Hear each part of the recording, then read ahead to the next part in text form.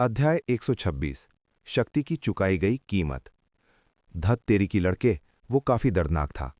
आर्यन के सामने से गब्बर की आवाज आई। आर्यन के आगे देखा और पाया कि गब्बर अभी भी जीवित था। आर्यन की ज्वाला से जलने के कारण गब्बर का शरीर 60% नष्ट हो गया था और उसकी त्वचा काली पड़ गई थी। धीरे धीरे गब्बर का शरीर फिर से पुनर्जीवित होने लगा और 30 सेकंड से भी कम समय में वो सामान्य हो गया। उसके शरीर पर चोट का कोई निशान नहीं बचा था। आर्यन हैरान था कि इस तरह के हमले को सहने के बाद भी गब्बर जीवित रह सकता था। आर्यन की शक्ति अब बहुत कम बची थी, जिससे गब्बर से लड़ना बहुत कठिन हो गया था। बिजली फिर से गब्बर के शरीर को घेरने लगी। न केवल उसका शरीर ठीक हुआ, बल्कि उसकी ताकत भी पहले से अधिक मजबूत हो गई थी। आर्यन सावधान मुद्रा में आ गया, गब्बर से लड़ने के लिए तैयार। इस बार तुम निश्चित रूप से अचानक गब्बर, जो पहले बहुत शक्तिशाली दिख रहा था, तुरंत जमीन पर घुटनों के बल गिर गया। उसके शरीर को घेरे हुए बिजली भी गायब हो गई। गब्बर का शरीर मुरझाने लगा और बूढ़ा होने लगा। उसका शरीर अब एक लाश की तरह सूख गया था। मेरे साथ ये क्या हो रहा है? एक फटी हुई आवाज में गब्बर ने अपने शरीर को देखा, जो बहुत बूढ़ा और लाश की तरह सूख गया था। गब्बर की छाती पर लगा टोकन निकलकर गिर गया और आगे लुढ़क गया, जिससे उसकी छाती में एक छेद रह गया। गब्बर को इतना कमजोर और नाजुक देखकर आर्यन ने अपनी सुरक्षा ढीली कर दी। आर्यन गब्बर के पास पहुंचा और जमीन से ईश्वरीय टोकन उठा लिया। गब्बर अभी भी अविश्वास के साथ अपने शरीर को बूढ़ा और सूखते हुए देख रहा था। तो ये वो दुष्प्रभाव है जो तुम्हें इस तरह की ताकत हासिल करने के बाद मिलता है। आर्यन ने खौफ के साथ अपने हाथ में मौजूद टोकन को देखा। ये ईश्वरीय टोकन वास्तव में गब्बर को असाधारण शक्ति दे सकता था। गब्बर, जो मूल रूप से केवल अर्थ प्रोफाउंड रेल्म के 5वें स्तर पर था, इस टोकन का उपयोग करने के बाद उसकी शक्ति आर्यन के बराबर हो गई थी। लेकिन इतनी अधिक शक्ति की कीमत उसका जीवन थी। मेरे साथ ये क्या हो रहा है? उसे वापस दे दो, वो वस्तु मेरी है, मुझे मेरी शक्ति चाहिए। गब्बर रेंगते हुए आर्यन की ओर बढ़ा। वो आर्यन के हाथ से ईश्वरीय टोकन छीनना चाहता था। तुम्हें ये चाहिए तो इसे पकड़ो। आर्यन ने उस ईश्वरीय टोकन को बहुत जोर से क्षितिज की ओर फेंक दिया। वो ऐसी चीजों के साथ कोई वास्ता नहीं रखना चाहता था जो किसी का जीवन सोख लें। आर्यन को टोकन आसमान में फेंकते देख गब्बर उसी दिशा में रेंगने लगा जहां आर्यन ने टोकन फेंका था। ईश्वरीय टोकन, तुम कहां हो? मेरी शक्ति वापस करो। रेंगते हुए गब्बर चिल्ला रहा था। ऐसा लग रहा था कि वो पागल हो गया है। वो टोकन के माध्यम से तुरंत शक्तिशाली बनने के जुनून में अंधा हो चुका था। आर्यन ने पागल हो चुके गब्बर को वहीं छोड़ दिया और उड़कर पूजा के पास वापस आ गया। पूजा अभी भी फाल्गुनी और कई अन्य महिलाओं के साथ ढाल के अंदर थी। आर्यन नीचे उतरा और उसने पूजा की सुरक्षा के लिए बनाई गई ढाल को हटा दिया। आर्यन को वापस देख पूजा ने तुरंत पूछा, आर्यन, क्या तुम जीत गए?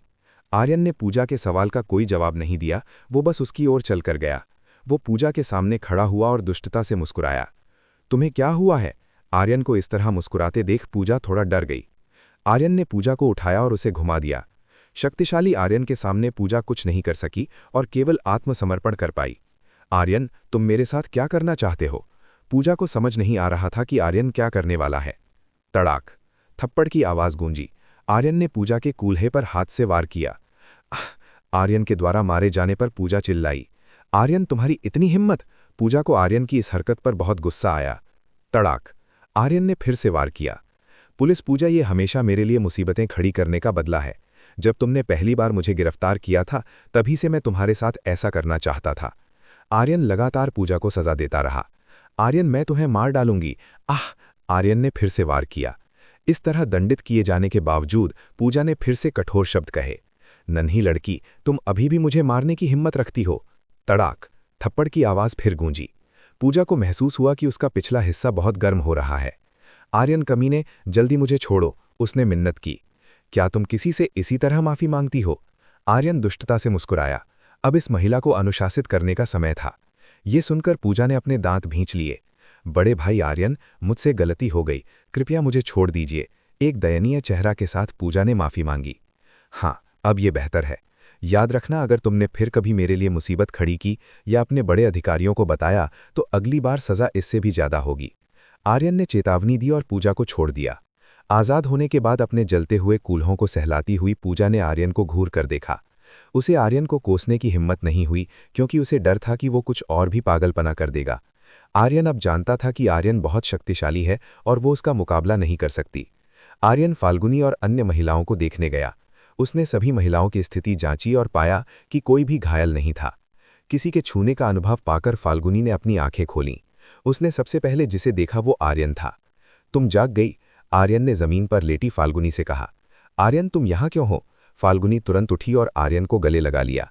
उसका सिर अभी भी चकरा रहा था। उसे आखिरी चीज पूजा और गब्बर के बीच की लड़ाई याद थी, जिससे शक्तिशाली बिजली पैदा हुई थी, जिसके डर से वो बेहोश हो गई थी। मैं यहाँ तुम्हें बचाने आया था। आर्यन ने हाथ बढ़ाकर फाल्गुनी को खड़े होने में मदद की। जब आर्यन ने कहा कि वो तुम्हें बचाने आया था तो फाल्गुनी भावुक हो गई। भले ही ये इंसान थोड़ा परेशान करने वाला है, लेकिन जब भी उसे जरूरत होती है वो हमेशा मदद के लिए मौजूद रहता है। फाल्गुनी ने आर्यन की ओर बहुत कोमल नजरों से देखा। माहौल काफी अच्छा था और शायद कुछ हो सकता था। प्स! अचानक बगल से पूजा ने बीच में टोक दिया। फाल्गुनी ने तुरंत आर्यन का हाथ छोड़ दिया और उसका चेहरा लाल हो गया।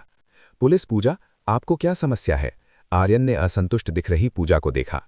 पूजा को आर्यन का अलग व्यवहार देखकर काफी जलन हो रही थी। पूजा भी एक बेहतरीन महिला थी, लेकिन आर्यन उसके साथ फाल्गुनी से अलग व्यवहार क्यों कर रहा था? कुछ नहीं, चलो यहां से बाहर चलते हैं। पूजा महिलाओं की ओर बढ़ी और इस जगह से बाहर निकलने के लिए उन सबको जगाने लगी।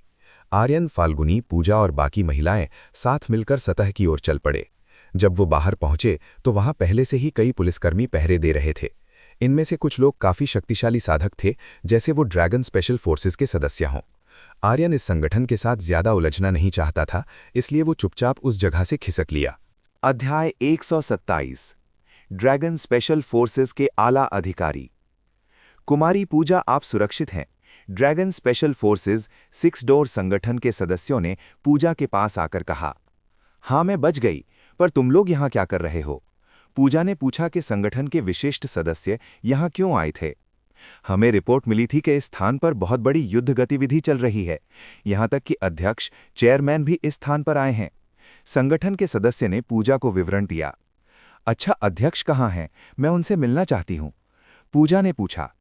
अध्यक्ष यहाँ से कुछ दसियों मील पश्चिम में हैं, आप उन्हें वहां पा सकती हैं। सदस्य ने वर्तमान अध्यक्ष का स्थान बताया। पूजा आर्यन को देखने के लिए मुड़ी, लेकिन जब उसने पीछे देखा तो आर्यन वहां नहीं था। अरे, वो कहाँ गया? पूजा को आर्यन के ठिकाने का कोई सुराग नहीं मिला। क्या आप जानते हैं कि आर्यन कहाँ गया? पूजा ने अपने पीछे खड़ी कुछ महिलाओं से पूछा। फाल्गुनी को भी एहसास हुआ कि आर्यन गायब हो गया है। हमें नहीं पता, पूजा के पीछे खड़ी सभी महिलाओं ने एक स्वर में उत्तर दिया।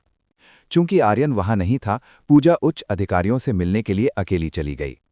कुछ ही मिनटों में पूजा आर्यन और गब्बर के युद्ध क्षेत्र में पहुंच गई। इस स्थान पर पूजा ने एक विशाल गड्ढा देखा।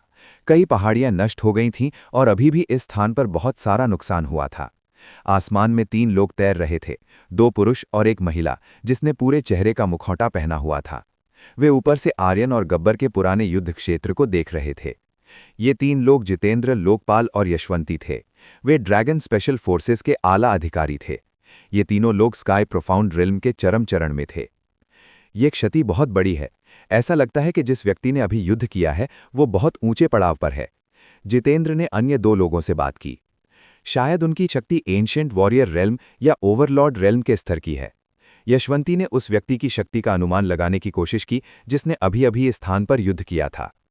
देखो, वहां किसी का शव है। लोकपाल ने गब्बर के शरीर की ओर इशारा किया, जो एक लाश की तरह सूख गया था। चलो नीचे चलकर देखते हैं कि वो कौन है।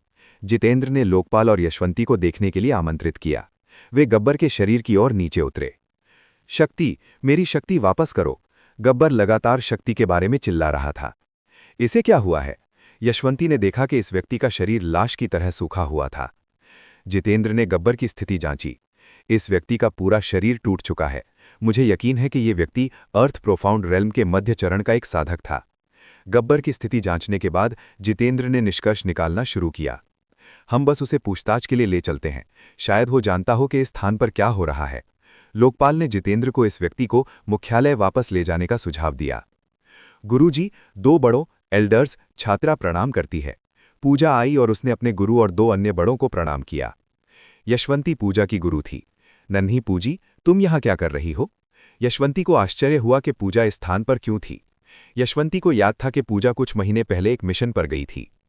गुरुजी, बड़े बुजुर्गों, छात्रा यहाँ दास विक्रेता संगठन को नष्ट करने के कार्य में थी। मुझे नहीं पता था कि परिणाम ऐसा होगा। इन 3 लोगों को पूजा ने समझाया। तो ये गब्बर है, इस देश का सबसे वांटेड व्यक्ति। ये सही है कि मुझे लगा था कि मैंने इस व्यक्ति को कहीं देखा है। लोकपाल को अब याद आया कि ये आदमी जो लाश जैसा लग रहा था कौन था। तो पूजा, क्या तुम जानती हो कि वो व्यक्ति कौन है जिसने अभी यहाँ युद्ध किया? यशवंती को गब्बर की परवाह नहीं थी, उसे उस महान गुरु की परवाह थी जिसने अभी अभी इस स्थान पर युद्ध किया था। गुरुजी, जिसने यहाँ युद्ध किया वो गब्बर था। एक टोकन लेने के बाद गब्बर देवता की तरह बहुत शक्तिशाली हो गया था। लेकिन वो व्यक्ति कौन था जिसने गब्बर से युद्ध किया, ये छात्रा नहीं जानती। चूंकि आर्यन ने उसे सजा दी थी, इसलिए पूजा ने इस मामले को उच्च अधिकारियों से गुप्त रखने का फैसला किया। बहुत बुरा हुआ। मैं बहुत उत्सुक हूं कि वो महान गुरु कौन है। पूजा का उत्तर सुनकर यशवंती थोड़ी निराश हुई। पूजा, तो वो टोकन कहाँ है जिसके बारे में तुमने पहले कहा था? चूंकि वे आर्यन के बारे में पता नहीं लगा सके, इसलिए लोकपाल ने उस टोकन के बारे में पूछा जिसने गब्बर को इतना शक्तिशाली बना दिया था। बड़े बुजुर्गों, मुझे नहीं पता। पूजा को नहीं पता था कि टोकन कहाँ है। पूजा ने अनुमान लगाया कि टोकन आर्यन के पास है। अगली बार पूजा आर्यन से इस समस्या के बारे में पूछेगी। चलो इस समस्या पर अगली बार चर्चा करते हैं। पहले यहाँ की समस्या को हल करते हैं। सुनिश्चित करें कि किसी भी सामान्य व्यक्ति को इस घटना के बारे में पता ना चले। जितेंद्र ने लोकपाल और यशवंती को निर्देश दिए। दोनों ने सिर हिलाया। आदेश देने के बाद जितेंद्र गब्बर के शरीर को जांच के लिए ले गया। लोकपाल को भी अपने अधीनस्थों को आदेश देने के लिए जाना पड़ा। अब केवल पूजा और यशवंती बचे थे। पूजा, अब केवल हम दोनों ही हैं। तुम्हें यहाँ लड़ने वाले लोगों के बारे में जरूर पता होगा। यशवंती ने अचानक पूजा से कहा। गुरुजी, पूजा असमंजस में थी कि क्या कहे। इस गुरु से कुछ भी छुपाना बहुत कठिन था। मैं बचपन से तुम्हारे साथ हूं। मैं जानती हूं कि तुम रोजाना कैसा व्यवहार करती हो, इसलिए मुझे पता है कि तुम झूठ बोल रही थी। तुम इसे मुझसे नहीं छुपा पाओगी। अब बताओ वो व्यक्ति कौन है? यशवंती ने पूजा से पूछा। यशवंती के दबाव के सामने पूजा बहुत दबाव में थी। पूजा ने आह भरी और यशवंती को गले लगा लिया। गुरुजी, वो व्यक्ति बहुत क्रूर है। उसने मुझे धमकी दी है। उसने कहा है कि अगर मैंने उसके बारे में बात करने की हिम्मत की तो वो मेरे साथ बुरा काम करेगा। पूजा ने अपनी गुरु से शिकायत की। अगर आर्यन यहाँ होता तो वो आमतौर पर अहंकारी रहने वाली महिला पुलिस अधिकारी को इस तरह बदलते देख निश्चित रूप से बहुत हैरान होता। तो ठीक है, गुरुजी को बताओ वो कौन है? यशवंती ने पूजा से पूछा। पूजा ने आर्यन का विवरण समझाया। तुम क्या कह रही हो कि वो व्यक्ति अभी भी एक टीनेजर है? पूजा की बात सुनकर यशवंती को लगभग विश्वास नहीं हुआ। एक टीनेजर के पास इतनी महान शक्ति है, इस पर कौन विश्वास करेगा? यशवंती को खुद इस पड़ाव तक पहुंचने के लिए कई दशक लगे थे, और वो भी तब जब अच्छे संसाधन और प्रतिभा एक जीनियस की तरह थी। पूजा, तुम उस व्यक्ति पर नजर रखो। शायद वो किसी बड़े गुट से आया हो। यशवंती के पास यही एकमात्र स्पष्टीकरण था कि आर्यन किसी बड़े गुट से था। यशवंती ये भी जानती थी कि किसी बड़े गुट की शक्ति जितनी महान होती है, वे आमतौर पर मनुष्यों के मामलों में हस्तक्षेप नहीं करते हैं। इसीलिए वे सामान्य दुनिया में कम ही देखे जाते हैं। पूजा ने यशवंती की ओर देखकर सिर हिलाया। चलो चलते हैं। यशवंती ने पूजा को लोकपाल के पीछे चलने के लिए आमंत्रित किया। फिलहाल के लिए यशवंती आर्यन को एक रहस्य रखेगी। वो पूजा से आर्यन पर नजर रखवाएगी और देखेगी कि आर्यन नाम का व्यक्ति कैसा दिखता है। आर्यन इस समय उड़कर वापस विला जा रहा था। वो बहुत थक गया था और तुरंत अपना पतिधर्म निभाने के लिए अपनी पत्नी के साथ विला में आराम करना चाहता था। जब आर्यन प्रिया के विला पहुंचा तो माधुरी और मीनल ने आर्यन का स्वागत किया। सभी महिलाएं खुश थीं कि आर्यन ठीक है। आर्यन तीनों महिलाओं को गले लगाकर सोने के लिए कमरे की ओर चला गया। अध्याय 128 सुखी जीवन। आर्यन इस समय आधी नींद में था। उसे महसूस हुआ कि उसका सिर बहुत ही कोमल स्थान पर रखा हुआ है। जब आर्यन ने अपनी आंखें खोलीं तो उसने मीनल के 2 बड़े खरगोश स्तन देखे। मीनल इस समय आर्यन के सिर को बहुत कसकर गले लगाए हुए थी। आर्यन ने अपने सिर को मीनल के कोमल खरगोशों में डूबने का आनंद लिया। गब्बर के साथ हुए युद्ध की घटना को अब 2 दिन बीत चुके थे। पिछले कुछ दिनों में आर्यन ने महसूस किया कि उसका जीवन बहुत शांत और सुखद था। हर दिन आर्यन, प्रिया, मीनल और माधुरी के साथ परिद्वार फेरी गेट के अंदर समय बिताता था। आर्यन और मीनल ने प्रिया और माधुरी को और अधिक शक्तिशाली बनने के लिए प्रशिक्षित किया। अभ्यास के बाद आर्यन और महिलाओं के लिए सबसे खुशी का समय होता था। वे सभी दोहरी साधना, डुअल कल्टिवेशन करते थे। आर्यन की शक्ति के आगे प्रिया और माधुरी दोहरी साधना कक्ष में कराहती थीं। उन दोनों के रहम की भीख मांगने के बाद ही आर्यन उन दोनों को जाने देता था। इन तीनों महिलाओं में बिस्तर पर लड़ते समय मीनल सबसे शक्तिशाली थी। मीनल आर्यन के साथ 4 से 5 घंटे तक दोहरी साधना कर सकती थी। मीनल, जो शुरू में स्त्री पुरुष के संबंधों के बारे में कुछ नहीं जानती थी, आर्यन के मार्गदर्शन में बिस्तर पर एक आदर्श पत्नी बन गई थी। अब मीनल को महसूस होता है कि उसका संसार रंगीन हो गया है। ऐसी खुशी उसने अपने 200 वर्षों के जीवन में कभी महसूस नहीं की थी। उसे लगा कि उसके जीवन के 200 साल व्यर्थ गए।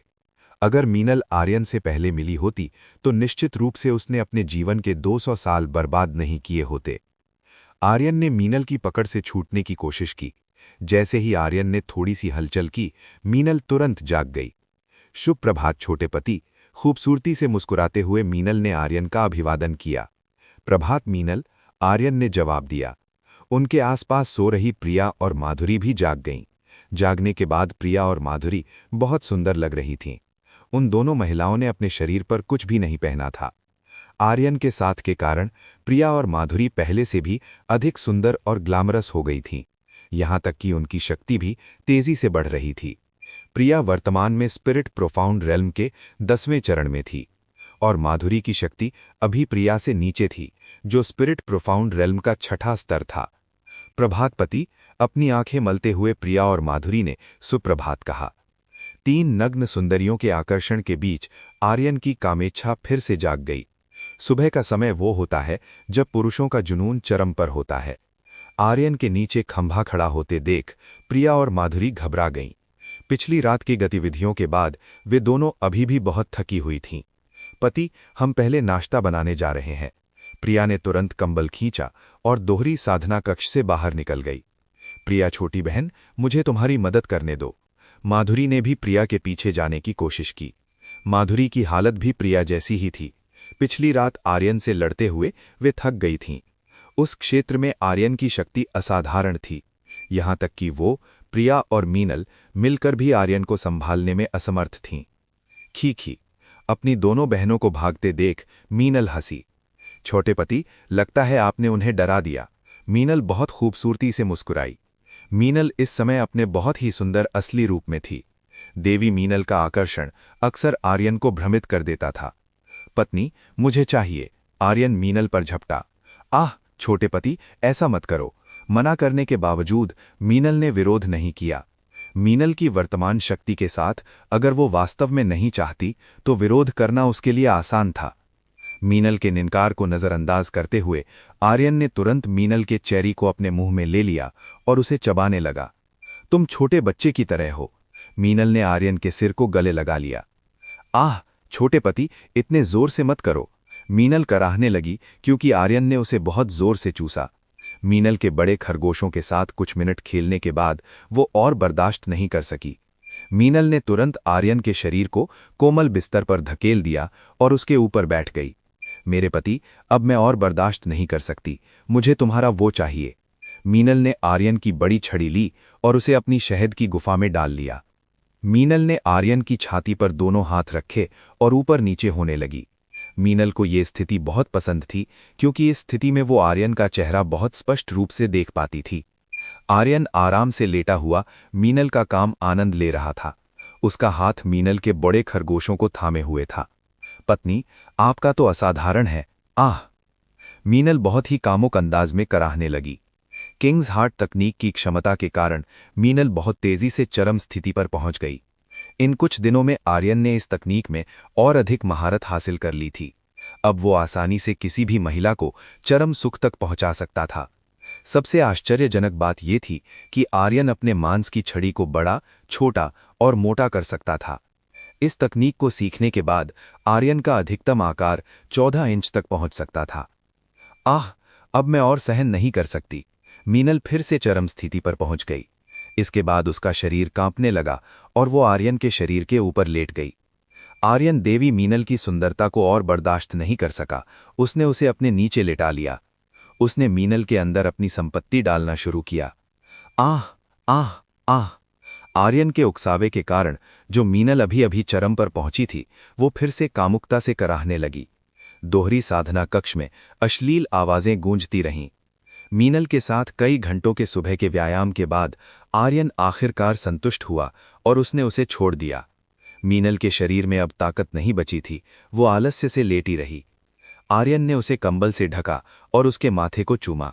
उसके बाद वो परी द्वार से बाहर आ गया। जब आर्यन बाहर आया तो प्रिया और माधुरी किचन में खाना बना रही थीं। कुछ दिनों से वे दोनों आर्यन के विला में ही रह रही थीं। प्रिया ने रीना को बहाना बनाया था कि वो किसी सहेली के घर रुकी हुई है। आर्यन चुपके से उनके पीछे गया, उन्हें पता भी नहीं चला, और आर्यन खाना बना रही प्रिया और माधुरी के पीछे पहुंच गया। आह! जब आर्यन ने उन्हें पीछे से गले लगाया तो वे चिल्ला पड़ीं। आर्यन, शरारती मत बनो। प्रिया ने खाना पकाने के बर्तन से आर्यन के सिर पर हल्के से मारा। चलो कहो, जब मैं अपनी 2 सुंदर पत्नियों को गले लगाता हूं तो ये कैसा अभिवादन है। आर्यन ने हार नहीं मानी और उन्हें थामे रखा। ये देखकर प्रिया और माधुरी ने सिर हिलाया। उस क्षेत्र में आर्यन की शक्ति नियंत्रण से बाहर हो रही थी। अगर ऐसा ही चलता रहा तो वे तीनों आर्यन के छोटे भाई के नीचे दम तोड़ देंगी। प्रिया और अन्य 2 महिलाओं ने पहले ही एक नई बहन खोजने की चर्चा कर ली थी। प्रिया का इरादा रीना को अपनी नाव पर खींचना था। उसे यकीन था कि रीना दीदी भी आर्यन को पसंद करती हैं। प्रिया ने सरप्राइज देने के लिए आर्यन को इस योजना के बारे में नहीं बताया था। टिंग टोंग! अचानक दरवाजे की घंटी बजी। अध्याय 129 नई प्यारी नौकरानी। आज सुबह सुबह कौन मिलने आया है? आर्यन बहुत खुश नहीं था जब उसके अच्छे कामों में इस व्यक्ति ने बाधा डाली। पति, जल्दी देखिए कि कौन है, शायद कोई महत्वपूर्ण व्यक्ति आपको ढूंढ रहा है। माधुरी ने आर्यन से कहा कि वो देखे कि बाहर कौन है। आर्यन ने प्रिया और माधुरी को छोड़ दिया। वो तुरंत विला के प्रवेश द्वार की ओर गया। टिंग टोंग, टिंग टोंग, टिंग टोंग, टिंग टोंग। बाहर से कोई लगातार घंटी बजा रहा था। 1 मिनट रुकिए, आर्यन ने बाहर के लोगों से थोड़ा इंतजार करने को कहा। जब आर्यन ने दरवाजा खोला तो बाहर महिला पुलिस अधिकारी पूजा थी। पुलिस पूजा, आप यहां क्या करने आई हैं? आर्यन ने असंतोष के साथ पूछा कि पूजा सुबह सुबह क्या चाहती थीं। तुम अभी भी मुझसे बदतमीजी करना नहीं भूले हो। पूजा आर्यन के इस तरह के व्यवहार से संतुष्ट नहीं थी। मैं यहां इस लड़की को छोड़ने आई हूं। उसने कहा कि वो तुम्हारे साथ रहना चाहती है। चलो बाहर आओ, शर्माओ मत। पूजा ने अपना शरीर थोड़ा हिलाया। पूजा के पीछे एक और महिला थी जो एक गुड़िया की तरह सुंदर और प्यारी थी। ये महिला परी है। परी अब साफ सुथरी और सुंदर दिख रही थी। उसने अब एक नौकरानी यानी मेड की वर्दी पहनी थी और उसके लंबे सुनहरे बाल करीने से समरे हुए थे। आर्यन से मिलते समय परी थोड़ी शर्मीली थी। ओह, तो ये परी है। आर्यन को ये लड़की याद आई। उसने वास्तव में इस लड़की को रहने के लिए जगह देने का वादा किया था। नमस्ते बड़े भाई आर्यन।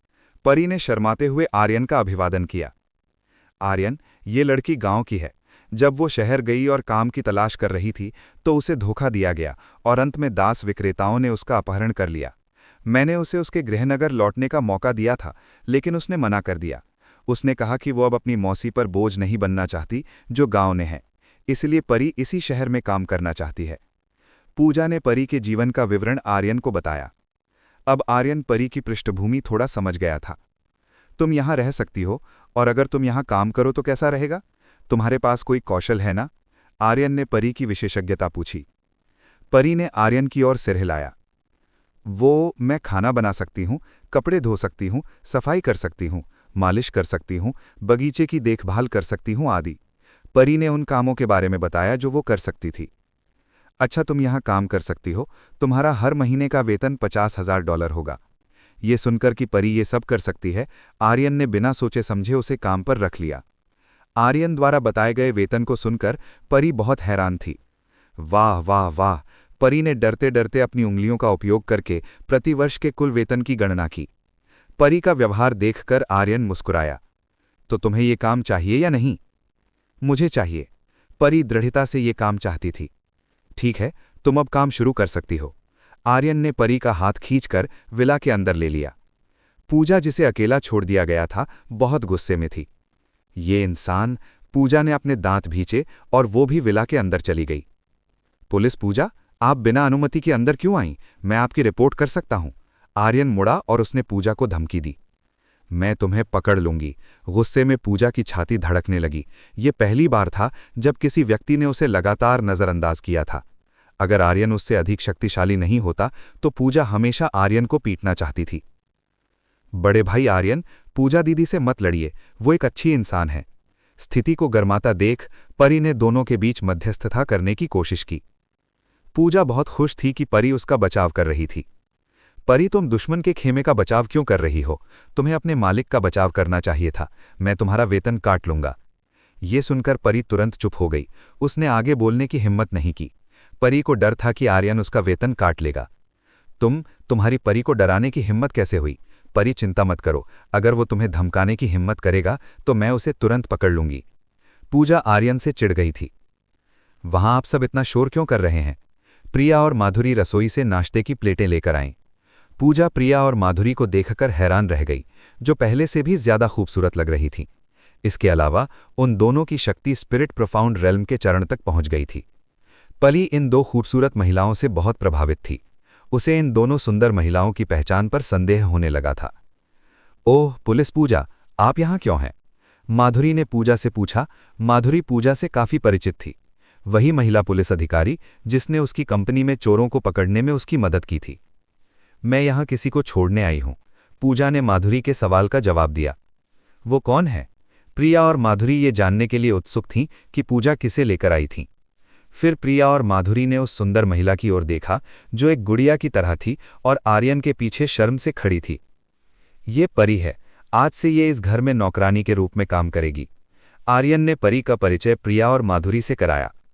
परी, ये मेरी पत्नियां हैं, प्रिया और माधुरी। ये सुनकर कि ये दोनों सुंदर महिलाएं आर्यन की पत्नियां थीं, परी दंग रह गई। उसके दिल में थोड़ी सी कमी महसूस हुई। नमस्ते, मैं प्रिया हूं, आपसे मिलकर अच्छा लगा। प्रिया ने परी का गर्मजोशी से स्वागत किया। मैं माधुरी हूं, आपसे मिलकर अच्छा लगा। माधुरी ने भी परी का गर्मजोशी से स्वागत किया। मैडम, परी आपसे मिलकर खुश है, परी ने थोड़े लाल चेहरे के साथ कहा। तुम्हें हमारे साथ इतना औपचारिक होने की जरूरत नहीं है। प्रिया ने इस प्यारी लड़की को आर्यन से लड़ने के लिए एक बहन बनाने के बारे में सोचना शुरू कर दिया।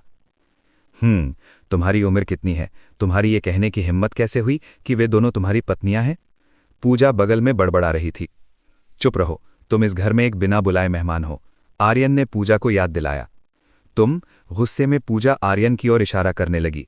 हर बार जब वो आर्यन से बात करती थी तो उसे ही नुकसान उठाना पड़ता था। पति, कोई बात नहीं, चलो सब साथ मिलकर खाना खाते हैं। पुलिस पूजा, अगर आप चाहें तो आप भी हमारे साथ शामिल हो सकती हैं। माधुरी ने दयालुता से पूजा को नाश्ते में शामिल होने के लिए आमंत्रित किया। माधुरी पत्नी, आपने उसे आमंत्रित करने की जहमत क्यों उठाई? वो निश्चित रूप से नहीं चाहेगी। आर्यन ने सभी महिलाओं को खाने के लिए कमरे में बुलाया। किसने कहा कि मैं नहीं चाहती? मैं आ रही हूं। पूजा भी डाइनिंग रूम में चली गई। वहां एक और महिला थी जो खाने में शामिल हुई। वो थी मीनल। जब पूजा ने मीनल को देखा तो वो और भी हैरान रह गई। मीनल किसी पेंटिंग से बाहर निकली देवी की तरह लग रही थी, जबकि परी बस मीनल की खूबसूरती को देखकर दंग रह गई थी। मीनल ने इस समय अपनी न्यूआ रिंग नहीं पहनी थी, इसलिए देवी मीनल का आकर्षण छिपा नहीं था। मीनल ने परी और पूजा से अपना परिचय दिया। अब पूजा समझ गई थी कि आर्यन का व्यवहार उसके प्रति उदासीन क्यों था। इतनी सुंदर महिला के साथ वो कैसे आर्यन की आंखों के योग्य हो सकती थी। सभी ने प्रिया और मीनल द्वारा बनाया गया खाना खाया। आर्यन, मैं पूछना चाहती हूं कि क्या वो दिव्य टोकन तुम्हारे पास है? पूजा ने आर्यन से दिव्य टोकन के मुद्दे पर पूछा। मैंने उसे समुद्र की ओर फेंक दिया है, अगर तुम उसे ढूंढना चाहती हो तो समुद्र में देख लो। तुम इतनी अद्भुत वस्तु को समुद्र में कैसे फेंक सकते हो? पूजा आर्यन की मूर्खता के कारण गुस्से में थी। वो एक ऐसी वस्तु को समुद्र में कैसे फेंक सकता था जो उसकी शक्ति को हजारों गुणा बढ़ा सकती थी? भूल जाओ। आर्यन के उदासीन रवैये को देखकर पूजा दिव्य टोकन पर चर्चा करने के लिए आलसी महसूस कर रही थी। अगर इसे वास्तव में समुद्र में फेंक दिया गया था तो पूजा कुछ नहीं कर सकती थी। उनके लिए इस देश के क्षेत्रफल से कई गुणा बड़े विशाल महासागर में उसे खोजना असंभव था। परी, कृपया ये फल फील दो। आर्यन ने परी से सबके खाने के लिए स्वर्ग के आड़ू फीलने को कहा। अध्याय 130 बचपन के दुश्मनों की मुलाकात। परी ने चाकू लिया और स्वर्ग के आड़ू हेवनली पीचेस छीलने लगी।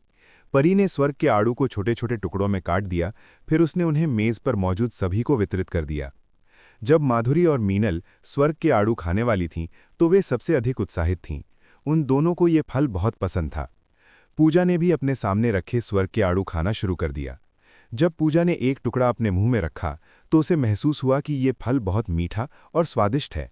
जब स्वर्ग का आड़ू उसके पेट में गया तो उसका शरीर बहुत सहज महसूस करने लगा। पूजा ने स्वर्ग के आड़ू से बेहतर भोजन कभी नहीं चखा था। कुछ ही पलों में पूजा की प्लेट के आड़ू खत्म हो गए, लेकिन वो अभी भी संतुष्ट नहीं थी। वो और आड़ू खाना चाहती थी। मुझे और चाहिए। निर्लजता से पूजा ने परी से स्वर्ग के आड़ू का एक और टुकड़ा मांगा। आर्यन ने तुरंत सभी टुकड़े उठा लिए और अपनी प्लेट में रख लिए। आर्यन, लालची मत बनो, जल्दी से मुझे थोड़ा दो। आर्यन को स्वर्ग के सभी टुकड़े लेते देख पूजा असंतुष्ट थी। शुरू से ही ये मेरा है, तो मैं इसे तुम्हारे साथ क्यों साझा करूं? आर्यन ने पूजा को स्वर्ग के आड़ू का एक टुकड़ा दिखाया। पूजा ने अपने दांत भींचे, उसका चेहरा गुस्से से लाल होने लगा। पास ही बैठी प्रिया ने अचानक आर्यन के पैरों पर पैर रख दिया। ओह प्रिया, तुम क्या कर रही हो? आर्यन ने पूछा कि प्रिया ने अचानक उसके पैरों पर पैर क्यों रखा। आर्यन, शरारती मत बनो, जल्दी से फल दूसरों को दो। प्रिया को पूजा के लिए खेद महसूस हुआ, जिसके साथ आर्यन लगातार मजाक कर रहा था। अपनी प्यारी प्रिया के अनुरोध के कारण आर्यन ने भंडारण से और अधिक स्वर्ग के आड़ू निकाले, फिर उन्हें छीलने के लिए परी को सौंप दिया। सारे स्वर्ग के आड़ू छीलने के बाद परी अपनी सीट पर वापस आ गई। उसने भी स्वर्ग के आड़ू के टुकड़े खाना शुरू कर दिया। परी की प्रतिक्रिया भी पूजा जैसी ही थी। उसे स्वर्ग के आड़ू खाने की लत लग गई थी। नाश्ता खत्म करने के बाद प्रिया, माधुरी और परी रसोई में बर्तन धोने के लिए चली गईं, जबकि मीनल कमरे में आराम करने के लिए ऊपर चली गई। अब भोजन कक्ष में केवल पूजा और आर्यन बचे थे। आर्यन, कल हर्षवर्धन के परिवार के प्रतिनिधि इस शहर में आए थे। ऐसा लगता है कि वे ये पता लगाने का इरादा रखते हैं कि हर्ष की हत्या के पीछे किसका हाथ है। पूजा ने बताया कि हर्षवर्धन का परिवार हरकत में आ गया है। वे हर्ष की मृत्यु के पीछे के मास्टरमाइंड को खोजना चाहते हैं। तो उसका मुझसे क्या लेना देना? आर्यन ने बेफिक्री से कहा। आर्यन को पूरी तरह से बेपरवाह देखकर पूजा ने केवल आह भरी। आर्यन की शक्ति वास्तव में हर्षवर्धन के परिवार को नष्ट करने के लिए पर्याप्त थी, लेकिन अगर ऐसा हुआ तो इस देश में निश्चित रूप से एक बड़ा तूफान आ जाएगा, और पूजा नहीं चाहती थी कि ऐसा हो। आर्यन, तुम्हें हर्षवर्धन के परिवार से सावधान रहना चाहिए। भले ही तुम बहुत शक्तिशाली हो, लेकिन वे फिर भी तुम्हारे लिए खतरा बन सकते हैं। परी का ख्याल रखना। मैं अब चलती हूं। आर्यन को चेतावनी देने के बाद पूजा विला से चली गई। लगता है इस महिला को पहले ही पता चल गया है कि अपराधी मैं हूं। पूजा के जाने के बाद आर्यन बड़बड़ाया। अब स्कूल जाने का समय हो गया है। आर्यन और प्रिया स्कूल जाने के लिए बुगाटी कार का उपयोग करते हैं। पार्किंग में पहुंचने के बाद आर्यन ने तुरंत कार पार्क की और प्रिया के साथ क्लास की ओर चल दिया। क्या ये प्रिया नहीं है? आर्यन और प्रिया के पीछे से काफी मीठी आवाज आई। प्रिया इस आवाज से बहुत परिचित थी। वो तुरंत मुड़ी और उसने अपने सामने खड़ी सुंदरी को देखा। इस लड़की के सुंदर लंबे बाल हैं, चेहरे के नैन नक्श बहुत सुंदर हैं और एक पतले शरीर के साथ वो बहुत सुंदर है। जिस चीज को इस लड़की को बहुत आकर्षक बनाती है वो इसके सीने पर मौजूद 2 पहाड़ हैं, जिनका आकार एफ कप है। आर्यन को लगा कि इस लड़की का आकार माधुरी से भी थोड़ा बड़ा है, जो पूरी तरह से विकसित हो चुकी थी। आर्यन सोचने लगा कि पूरी तरह से विकसित होने के बाद इस लड़की का आकार क्या होगा। संध्या? जब प्रिया ने इस लड़की का नाम लिया तो वो बहुत उत्साहित नहीं थी। ये लड़की संध्या थी, जो स्कूल की 4 फूलों यानी सुंदरियों में से एक थी और साथ ही प्रिया की बचपन की दुश्मन भी। तो तुम प्रिया हो? तुम अब बहुत बदली हुई लग रही हो। संध्या ने प्रिया को ऊपर से नीचे तक देखा। संध्या ये देखकर हैरान थी कि प्रिया इस समय बहुत सुंदर लग रही थी। ये उचित ही था कि प्रिया स्कूल की पसंद की सूची में पहले स्थान पर रह सकती थी। बिल्कुल, हम बहुत लंबे समय से एक दूसरे से नहीं मिले हैं। संध्या से बात करते हुए प्रिया मुस्कुरा रही थी। तुम्हें मुझसे मिलना अभी भी पसंद नहीं है। ये देखकर संध्या नाराज नहीं हुई, बल्कि हंसी। और हाँ प्रिया, तुम्हारे बगल में ये सुंदर आदमी कौन है? प्रिया के बगल में बैठे बहुत सुंदर आदमी के बारे में संध्या बहुत उत्सुक थी। ये आर्यन है, मेरा प्रेमी। प्रिया ने बहुत कोमलता से आर्यन की बाह थाम ली। ये सुनकर संध्या के मुंह के कोने पर एक हल्की सी मुस्कान आई। नमस्ते, मैं संध्या हूं, आपसे मिलकर अच्छा लगा। संध्या मुस्कुराई और आर्यन की ओर हाथ बढ़ाया। मैं आर्यन हूं, आपसे मिलकर भी अच्छा लगा। आर्यन ने संध्या से हाथ मिलाया। आर्यन जब संध्या से हाथ मिला रहा था और उसकी मुस्कान देखी तो उसे महसूस हुआ कि कोई चीज उसकी आत्मा को सोख रही है। ये लड़की? आर्यन ने अपने मन में कहा। संध्या ने आर्यन की आत्मा को अपनी तरफ पागल करने के लिए एक विशेष आकर्षण टेक्निक यानी चार्म टेक्निक का उपयोग किया था। दुर्भाग्य से यह आकर्षण दुनिया की सबसे शक्तिशाली मीनल के आकर्षण से अभी बहुत दूर था। आर्यन के सामान्य भाव देखकर संध्या को अजीब लगा। उसका आकर्षण पुरुषों को मोहित करने में कभी विफल नहीं हुआ था, लेकिन इस बार उसके सामने वाला व्यक्ति पूरी तरह से अप्रभावित था। आर्यन ने संध्या के शरीर पर बारीकी से ध्यान देना शुरू किया। जाहिर था कि संध्या ने बहुत उच्च गुणवत्ता वाला चमड़े का मुखट पहन रखा था। अगर आर्यन इसे ध्यान से नहीं देखता तो शायद उसे इस मुखट के अस्तित्व का पता नहीं चलता। तुम कितनी देर तक हाथ मिलाना चाहते हो? प्रिया ने असंतोष के साथ कहा। संध्या ने तुरंत आर्यन से अपना हाथ छुड़ा लिया। स्कूल की घंटी बजने वाली है, मुझे अपनी क्लास में वापस जाना चाहिए। अपनी क्लास के लिए निकलने से पहले संध्या ने विदा ली। आर्यन ने संध्या को जाते हुए देखा। आर्यन को संध्या के शरीर को घूरते देख प्रिया नाराज लग रही थी। उसने आर्यन के शरीर पर कोहनी मारी। देखो, तुम्हारा जंगली प्रभाव फिर से बाहर आ गया। बस एक सुंदर महिला को देखा और तुम तुरंत उसकी ओर आकर्षित हो गए।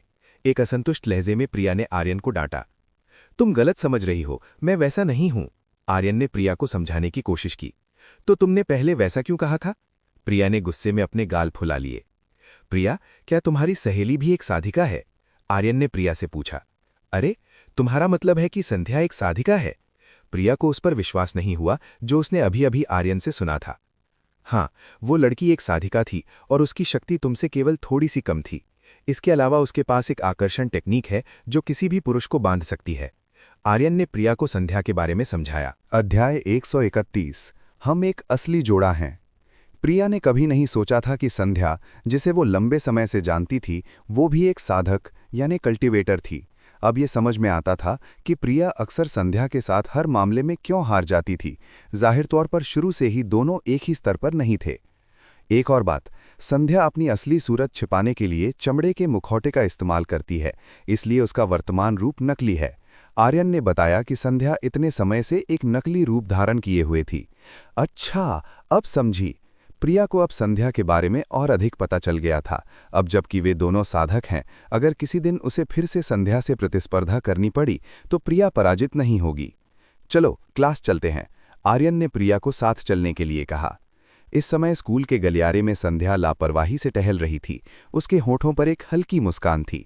दिलचस्प आदमी है, मैं उसे प्रिया से छीनने के लिए इंतजार नहीं कर सकती। शुरू से ही संध्या वास्तव में प्रिया से सब कुछ चुराती आई है, चाहे वो लोगों का ध्यान आकर्षित करना हो या वो चीज़ें जो प्रिया को पसंद थीं। इस बार संध्या का लक्ष्य आर्यन था। वो बड़ी उत्सुकता से ये देखने का इंतजार कर रही थी कि जब प्रिया का प्रेमी उसके पल्लू के नीचे झुकेगा तब प्रिया के चेहरे के भाव कैसे होंगे। संध्या स्कूल के कई पुरुषों के साथ खेलने के लिए मशहूर है, इसलिए कई पुरुष उसके कारण आहत हुए हैं। संध्या क्लास ए की ओर गायब हो गई। स्कूल हमेशा की तरह चल रहा था। आर्यन अपनी क्लास में हमेशा सोता रहता था। किसी भी शिक्षक या छात्र की उसे जगाने की हिम्मत नहीं होती थी। कुछ छात्र आर्यन से डरे हुए थे क्योंकि उन्होंने देखा था कि आर्यन ने इस स्कूल के पुराने गुंडों यानी तुषार के गुट को आसानी से हरा दिया था। सोने वाले, अब जाग जाओ, प्रिया ने आर्यन को जगाया। अभी क्या समय हुआ है? आर्यन ने जम्हाई लेते हुए प्रिया से पूछा। लगभग शाम होने वाली है, चलो घर चलते हैं। प्रिया आर्यन को पूरे दिन सोते देख बेबस थी। ठीक है, घर चलते हैं। आर्यन अपनी सीट से उठा और प्रिया के साथ घर जाने के लिए तैयार हो गया। ट्रिंग ट्रिंग। अचानक आर्यन का सेल फोन बज उठा। फोन करने वाली रीना थी।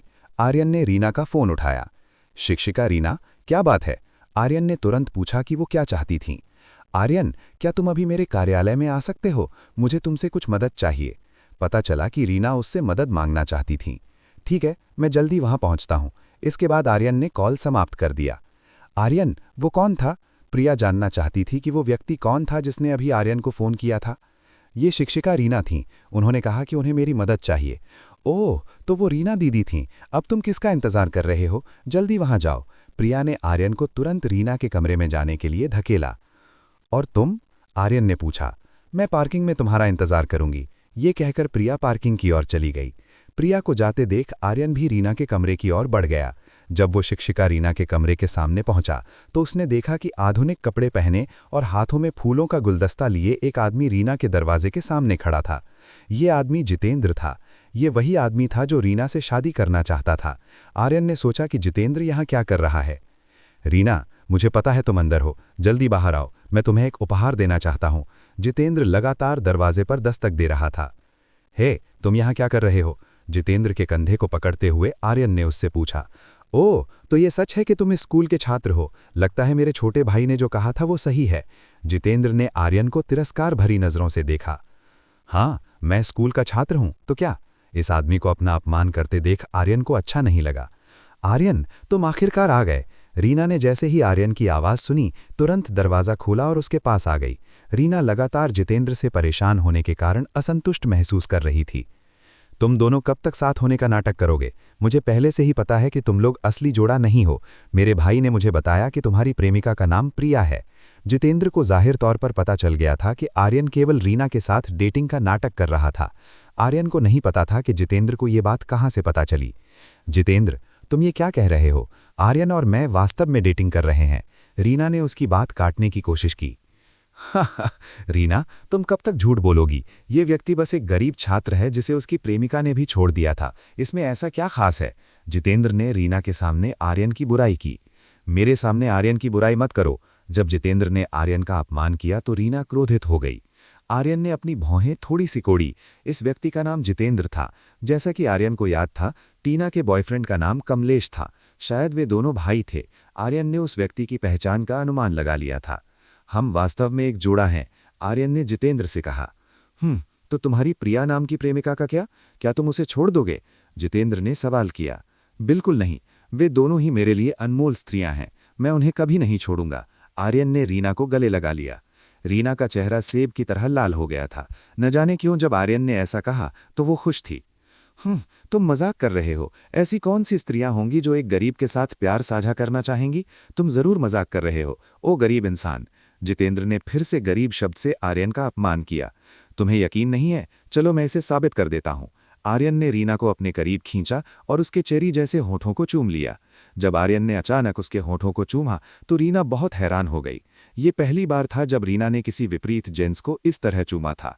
धत तेरी की! ये देखकर जितेंद्र ने अपने हाथ में लिया फूलों का गुलदस्ता फेंक दिया और बहुत परेशान होकर वहां से चला गया। वो इन दोनों को रोमांस करते हुए नहीं देख सका। रीना पूरी तरह से आर्यन के चुंबन में डूबी हुई थी। उसने पहले कभी ऐसा सुखद अनुभव नहीं किया था। अचानक उसे अपने पेट के पास एक कठोर वस्तु चुभती हुई महसूस हुई। वो उत्सुक थी कि ये क्या है और उसने इसे थोड़ा छुआ। ये क्या चीज़ है ये जानकर वो झटके से होश में आई और आर्यन से दूर हो गई। रीना जान गई थी कि वो क्या चीज़ थी जिसने उसके पेट को छुआ था। आर्यन, इस बार मदद करने के लिए धन्यवाद। मैं अब चलती हूँ। रीना तुरंत वहां से भाग गई। वो आर्यन को देखकर बहुत शर्मिंदा हो रही थी। शिक्षिका रीना को भूत देखने की तरह भागते देख आर्यन मुस्कुराया। ऐसा लग रहा था कि रीना उसे पूरी तरह नकार नहीं रही थी। काम पूरा करने के बाद आर्यन पार्किंग की ओर गया। वो प्रिया को ढूंढ रहा था। प्रिया इस समय एक नीम के पेड़ के नीचे बेंच पर बैठी इंतजार कर रही थी। उसके सामने दो लोग थे, एक पुरुष और एक महिला। ये टीना और कमलेश थे। ये दोनों प्रिया से बात कर रहे थे। आर्यन जानना चाहता था कि वे प्रिया से क्या चाहते थे। आर्यन प्रिया की ओर चल दिया। अध्याय 132 थोड़ा सा दिखावा। जैसे ही आर्यन पास पहुंचा, उसने प्रिया और टीना की बातचीत सुनी। मैंने सुना है कि तुम्हारा प्रेमी आर्यन आजकल सबसे खूबसूरत शिक्षिका रीना को डेट कर रहा है। क्या उसने तुम्हें छोड़ दिया है? टीना ने प्रिया का तिरस्कार करते हुए मुस्कुराहट के साथ मजाक उड़ाया। टीना यहाँ प्रिया के मन में आग लगाने आई थी ताकि आर्यन और प्रिया का ब्रेकअप हो जाए। टीना को यह देखना बिल्कुल पसंद नहीं था कि आर्यन को उससे बेहतर महिला मिले। इसमें समस्या क्या है? शिक्षिका रीना को मैं पहले से ही अपनी बहन मानती हूँ। अगर हम बहनें यानी एक ही पति की पत्नियां बन जाती हैं तो ये बहुत अद्भुत होगा। प्रिया टीना के उकसावे से बिल्कुल भी क्रोधित नहीं हुई। प्रिया एक चतुर महिला थी। वो जानती थी कि टीना का ये बताने का क्या मतलब है। उसका इरादा था कि वो और आर्यन एक दूसरे के दुश्मन बन जाएं। दुर्भाग्य से टीना प्रिया को बिल्कुल नहीं जानती थी। प्रिया तो उल्टा रीना को आर्यन की औरत बनाना चाहती थी। तुम्हें क्या हो गया है? जब तुम्हें पता चलता है कि जिसे तुम पसंद करती हो वो दूसरी महिलाओं के करीब है तो तुम्हें गुस्सा क्यों नहीं आता? चूंकि योजना काम नहीं आई, इसलिए टीना प्रिया पर ही भड़क गई। ये सुनकर प्रिया केवल मुस्कुराई और टीना की बातों का कोई जवाब नहीं देना चाहा। टीना की तरफ खड़ा कमलेश प्रिया के देवी जैसे रूप को देखकर लार टपका रहा था। प्रिया, तुम उस गरीब आदमी को क्यों नहीं भूल जाती और बस मेरी औरत बन जाओ? कमलेश ने निर्लज्जता से प्रिया को अपनी औरत बनने के लिए कहा। तुम्हारी इतनी हिम्मत, दूसरे की औरत को छेड़ो? आर्यन ने जब ये सुना तो वो संतुष्ट नहीं था। उसने कमलेश का कॉलर पकड़ा और उसे हवा में ऊपर उठा लिया। तुम क्या कर रहे हो? जल्दी मुझे नीचे उतारो। हवा में लटके हुए कमलेश ने संघर्ष करने की कोशिश की। कमलेश के सारे प्रयास व्यर्थ थे। आर्यन की शक्ति के साथ उसके लिए आर्यन की पकड़ से बचना असंभव था। आर्यन, जल्दी उसे नीचे उतारो। पास खड़ी टीना ने कमलेश की मदद करने की कोशिश की। ठीक है, अगर तुम यही चाहती हो। आर्यन ने कमलेश को पास के कचरे के डिब्बे यानी डस्टबिन की ओर फेंक दिया। कमलेश सीधे गंदे और सड़े हुए कचरे के डिब्बे के अंदर जा गिरा। आर्यन इस बड़े भाई और छोटे भाई कमलेश को बर्दाश्त नहीं कर पा रहा था, जो हमेशा उसके जीवन में बाधा डालने की कोशिश करते थे। कमलेश! टीना तुरंत कमलेश की हालत देखने के लिए कचरे के डिब्बे की ओर दौड़ी। टीना की मदद से कमलेश कचरे से बाहर निकला। कमलेश का पूरा शरीर गंदगी से भरा हुआ था और उससे दुर्गंध आ रही थी। टीना जो कमलेश के पास थी, उसके शरीर की गंध बर्दाश्त नहीं कर पा रही थी। जो लोग अभी तक घर नहीं गए थे, वे तुरंत देखने लगे कि क्या हो रहा है। लोग कमलेश को बड़ी दया की दृष्टि से देख रहे थे। तुम्हारी हिम्मत कैसे हुई? कमलेश ने इसे स्वीकार नहीं किया और आर्यन को मारने के लिए पास रखी लकड़ी का एक टुकड़ा लेने के लिए झपटा। धप! कमलेश वापस उड़कर कचरे के डिब्बे में जा गिरा। जाहिर तौर पर कमलेश आर्यन का प्रतिद्वंदी नहीं था। आर्यन, तुम्हारी हिम्मत कैसे हुई मेरे बॉयफ्रेंड के साथ ऐसा करने की? कमलेश को पीटने के लिए टीना आर्यन पर गुस्सा थी। तो तुम क्या चाहती हो, मुझे उसे पीटते हुए देखूं? क्या तुम्हें लगता है मैं मूर्ख हूं? आर्यन टीना पर भड़क गया। टीना को उम्मीद नहीं थी कि आर्यन इतना बहादुर होगा। आमतौर पर आर्यन लड़ने की बजाय चले जाना पसंद करता था, लेकिन इस बार बात अलग थी। आर्यन ने अचानक हिंसा का इस्तेमाल किया, जिससे टीना थोड़ी डर गई। प्रिया, चलो। आर्यन ने प्रिया का हाथ थामा और अपनी कार की ओर चल दिया। आर्यन को जाते देख टीना ने तिरस्कार भरी नजरों से देखा। आर्यन, तुम इस युग में अभी तक उस प्राचीन वस्तु का उपयोग करते हो? टीना ने आर्यन का अपमान किया। प्राचीन वस्तु से तुम्हारा क्या मतलब है? क्या तुम मूर्ख हो? तुम स्कूल आने जाने के लिए अभी तक उस बदसूरत साइकिल का उपयोग करते हो? टीना ने आर्यन की कार के पास खड़ी एक साइकिल की ओर इशारा किया। आर्यन ने भी देखा कि टीना किसकी ओर इशारा कर रही है। एक साइकिल जो आर्यन की पुरानी साइकिल जैसी थी। आर्यन के चेहरे पर एक शैतानी मुस्कान आई। वाकई इसमें समस्या क्या है? मेरी चीज तुम्हारे बॉयफ्रेंड के पास जो है उससे कहीं बेहतर है। आर्यन ने अपनी कार के बारे में शेखी बघारने की कोशिश की। टीना ने आर्यन की बात का गलत मतलब निकाला। उसने सोचा कि आर्यन उस बदसूरत साइकिल के बारे में डींग मार रहा है। कमलेश फिर से कचरे से बाहर निकला। इस बार आर्यन के मुक्के के कारण उसे अपनी सीने में दर्द महसूस हो रहा था। कमलेश ने भी सुना कि टीना ने क्या कहा। उसने इसमें आग और भड़काई। तुम्हारी हिम्मत कैसे हुई उस बदसूरत साइकिल की तुलना मेरी कार से करने की? मेरे पास जो कार है उससे मैं ऐसी हजारों साइकिलें खरीद सकता हूं। ये देखते हुए कि ताकत से आर्यन के खिलाफ जीतना असंभव है, कमलेश ने गरीब आर्यन को शर्मिंदा करके बदला लेने का फैसला किया, ताकि सबको पता चल जाए। तुम मजाक कर रहे हो। तुम्हारे पास ऐसी दर्जनों कारें भी हों तो भी तुम वो नहीं खरीद सकते जो मेरे पास है। आर्यन इन दो जोकरों पर हंसते हुए बोला। तुम टीना ने बेशर्म आर्यन की ओर इशारा किया। प्रिया, चलो इन दो जोकरों को दूसरों का मनोरंजन करने दो। आर्यन और प्रिया साइकिल के बगल में खड़ी लग्जरी कार बुगाटी की ओर चल दिए। जब आर्यन ने कार खोलने के लिए चाबी दबाई तो हर कोई तुरंत हैरान रह गया। यहां तक कि टीना और कमलेश भी आर्यन को एक लिमिटेड एडिशन लग्जरी कार खोलते देख दंग रह गए। छात्राएं इसे सितारों भरी आंखों से देखने लगी। एक बहुत महंगी लग्जरी कार देखकर वे आर्यन के करीब आने में दिलचस्पी लेने लगी। यहां तक कि पैसे की भूखी कुछ लड़कियों ने आर्यन के करीब आने की योजना बनाना शुरू कर दिया। ऐसी लड़कियों को इस बात की परवाह नहीं थी कि उनका किसी और के साथ चक्कर चल रहा है। आर्यन ने तुरंत शक्तिशाली कार का इंजन चालू किया और सबके सामने दिखावा किया, जिसके बाद आर्यन स्कूल से चला गया। लोग फुसफुसाने लगे और कमलेश को दया की दृष्टि से देखने लगे। जितेंद्र और टीना के चेहरे काले पड़ गए थे, जितेंद्र के भाई कमलेश के कारण। कमलेश इस बार वास्तव में एक जोकर बन गया था। वो और टीना आर्यन को शर्मिंदा करने का इरादा रखते थे, लेकिन परिणाम ऐसा निकला। चटाक! कमलेश ने अपनी हताशा निकालने के लिए टीना पर थप्पड़ जड़ दिया। कमीनी लड़की, तुमने मुझे सबके सामने शर्मिंदा किया। ये सब टीना की बातों की गलती थी, जिससे कमलेश भी इसमें शामिल हो गया था। टीना को अपने गाल पर दर्द महसूस हुआ। मैं उसने समझाने की कोशिश की, लेकिन दुर्भाग्य से उसके पास कमलेश को समझाने का कोई कारण नहीं था। टीना का इंतजार किए बिना कमलेश वहां से चला गया। वो तुरंत घर जाकर अपने गंदे और दर्दनाक शरीर को साफ करना चाहता था। भाई कमलेश, रुको! टीना कमलेश के पीछे भागी। वे दोनों कभी भी तुम्हारे साथ समस्या पैदा करने से पीछे नहीं हटते। प्रिया टीना और कमलेश का व्यवहार देखकर काफी थक गई थी। वे दोनों हमें खुश देखना पसंद नहीं करते। आर्यन ने प्रिया के शरीर को छूने के लिए हाथ बढ़ाया। प्रिया ने आर्यन के हाथ पर थपकी दी, फिर उसे डांटा। ड्राइविंग पर ध्यान दो। जी मेरी रानी। चूंकि प्रिया ने मना किया, आर्यन ने फिर से ड्राइविंग पर ध्यान केंद्रित किया। ओ हाँ, उन दोनों को कैसे पता चला कि तुम और रीना दीदी डेटिंग का नाटक कर रहे हैं? प्रिया जानना चाहती थी कि टीना और कमलेश को कैसे पता चला कि आर्यन और रीना नाटक कर रहे हैं। ओह वो, आर्यन ने प्रिया को विस्तार से समझाया। अध्याय 133 कंपनी का दौरा। कमलेश का बड़ा भाई रीना दीदी का प्रेमी बनने की कोशिश कर रहा है। प्रिया को अभी अभी एक खबर पता चली थी। मैंने बस अंदाजा लगाया था। आर्यन को नहीं पता था कि वे सच में सगे भाई बहन हैं या नहीं। उसने बस आज जो हुआ उससे ये निष्कर्ष निकाला था। प्रिया ने आर्यन की ओर सिर हिलाया। आर्यन और प्रिया विला के सामने पहुंचे। आर्यन ने पहले अपनी कार पार्क की और प्रिया के साथ नीचे उतरा। जब वे दोनों विला में घुसे तो विला बहुत चमकदार दिख रहा था। ये सुबह की स्थिति से बिल्कुल अलग था जब आर्यन इसे छोड़कर गया था। भाई आर्यन, प्रिया दीदी, आप घर आ गए। मास्क पहने और सफाई के उपकरण लिए परी इस जगह की सफाई कर रही थी। हम घर आ गए, आर्यन और प्रिया ने एक साथ उत्तर दिया। आर्यन सोफे पर जाकर लेट गया और प्रिया कपड़े बदलने के लिए ऊपर चली गई। माधुरी और मीनल कहाँ हैं? आर्यन ने माधुरी और मीनल के ठिकाने के बारे में पूछा। वे पिछवाड़े में हैं, परी ने तुरंत उनके होने की जगह बताई। आर्यन ये देखना चाहता था कि माधुरी और मीनल पिछवाड़े में क्या कर रही हैं। जब आर्यन वहां पहुंचा तो दोनों युद्ध का अभ्यास कर रही थी। माधुरी अपनी हथेलियों का उपयोग करके मीनल पर लगातार हमला कर रही थी। मीनल ने लापरवाही से माधुरी के सभी हमलों को नाकाम कर दिया।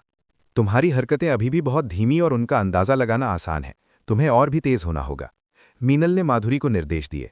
ठीक है, माधुरी ने मीनल की ओर सिर हिलाया। जब आर्यन आया तो दोनों ने तुरंत अभ्यास रोक दिया और आर्यन की ओर देखा। छोटे पति, आप घर आ गए। मीनल सबसे पहले आर्यन का अभिवादन करने वाली थी। हाँ, मैं घर आ गया हूं। आर्यन दोनों महिलाओं के पास पहुंचा। आर्यन दोनों महिलाओं को आराम करने की जगह पर ले गया। पति, क्या आपने अपनी कंपनी की जांच की है? माधुरी ने पूछा कि क्या आर्यन ने अपनी स्थापित की हुई कंपनी को देखा है? अभी तक नहीं, मैं हमेशा ये देखना भूल जाता हूं कि वहां चीजें कैसी हैं। अब तक उसे केवल माधुरी से ही कंपनी के विकास के बारे में पता चलता था। आर्यन ने 30 मिनट तक दोनों महिलाओं का साथ दिया, जिसके बाद माधुरी और मीनल प्रशिक्षण जारी रखने के लिए फेरी पर्व द्वार में प्रवेश कर गईं। इस बार वो अपनी कंपनी में ये देखने गया कि उसकी कंपनी कैसे काम करती है। जब वो कंपनी के सामने पहुंचा तो बहुत से लोग नौकरी के लिए आवेदन कर रहे थे। कम समय में अप्सरा की कंपनी एक बहुत बड़ी कंपनी बन गई। यहां तक कि कंपनी को अभी भी विशाल विश्व बाजार की मांगों को पूरा करने में कठिनाई हो रही थी। इसीलिए अप्सरा की कंपनी काम पर रखने के लिए बहुत सारे कर्मचारियों की भर्ती कर रही है। आर्यन तुरंत अंदर घुसा और यहां वहां देखने लगा। वो जानना चाहता था कि मुख्य कार्यकारी अधिकारी सीईओ का कमरा कहाँ है। आह, तुम यहां हो, जल्दी आओ मेरे पीछे। अचानक एक महिला आई और उसने आर्यन का हाथ खींचा। आर्यन को समझ नहीं आ रहा था कि ये महिला अचानक उसे क्यों खींच रही थी। वो महिला आर्यन को एक कमरे में ले आई। इस कमरे में लगभग 9 लोग थे जिनके शरीर आर्यन से कम नहीं थे। सबके सामने 200 किलो का डंबल रखा था। देखने से वे सभी प्रशिक्षित योद्धा लग रहे थे। आर्यन को समझ नहीं आया कि ये महिला उसे इस जगह क्यों लाई है। मिस्टर लोकेश, सब यहाँ हैं, आप परीक्षण शुरू कर सकते हैं। आर्यन को खींचकर लाने वाली महिला ने पर्यवेक्षक से परीक्षण शुरू करने के लिए कहा। हूँ? आर्यन ने नहीं सोचा था कि उसे ऐसी जगह घसीटा जाएगा। इस परीक्षा के अधीक्षक लोकेश थे। वे एक सेवानिवृत्त पूर्व सैनिक थे। भले ही वे कोई ऊर्जा साधक नहीं थे, फिर भी लोकेश की शक्ति को कम नहीं आंका जा सकता था। आप सभी के पास 5 मिनट हैं। इस डंबल को अपने सिर के ऊपर 30 बार उठाना है। जो कोई भी 30 बार नहीं उठा पाएगा वो तुरंत फेल हो जाएगा। पर्यवेक्षक लोकेश ने खेल के नियम समझाए। ये सुनकर हर कोई हैरान रह गया। 200 किलो वजन 30 बार उठाना असंभव है, खासकर यदि समय केवल 5 मिनट हो। शुरू करने से पहले क्या कोई कुछ पूछना चाहता है? लोकेश ने सभी प्रतिभागियों को पूछने का अवसर दिया। क्या मैं ये परीक्षा न दूं? मैं इस्तीफा देना चाहता हूं। आर्यन ने अपना हाथ उठाया और लोकेश से कहा कि वो पीछे हटना चाहता है। तुम डरपोक हो, तुमने कोशिश करने से पहले ही हार मान ली, लोकेश ने आर्यन को कायर कहा। कौन कायर है? चलो मैं तुम्हें असली ताकत दिखाता हूं। कायर कहे जाने पर, उकसाए जाने पर आर्यन ने ये परीक्षा देने का फैसला किया। ये अच्छा है, एक मर्द की तरह बात की। सभी अपना स्थान ग्रहण करें। आर्यन के बगल में खड़े 9 लोगों ने तुरंत अपने अपने डंबल पकड़ लिए। आर्यन एक ऐसा व्यक्ति था जो अभी भी लापरवाही से अपनी जगह पर खड़ा था। क्या तुम अपनी स्थिति नहीं लोगे? आर्यन को अभी भी शांत खड़ा देखकर लोकेश ने सवाल किया। मेरी चिंता करने की जरूरत नहीं है, आप शुरू कर सकते हैं। उसके लिए ये बच्चों का खेल था। उसके बगल में मौजूद लोगों के प्रदर्शन को देखना बेहतर था।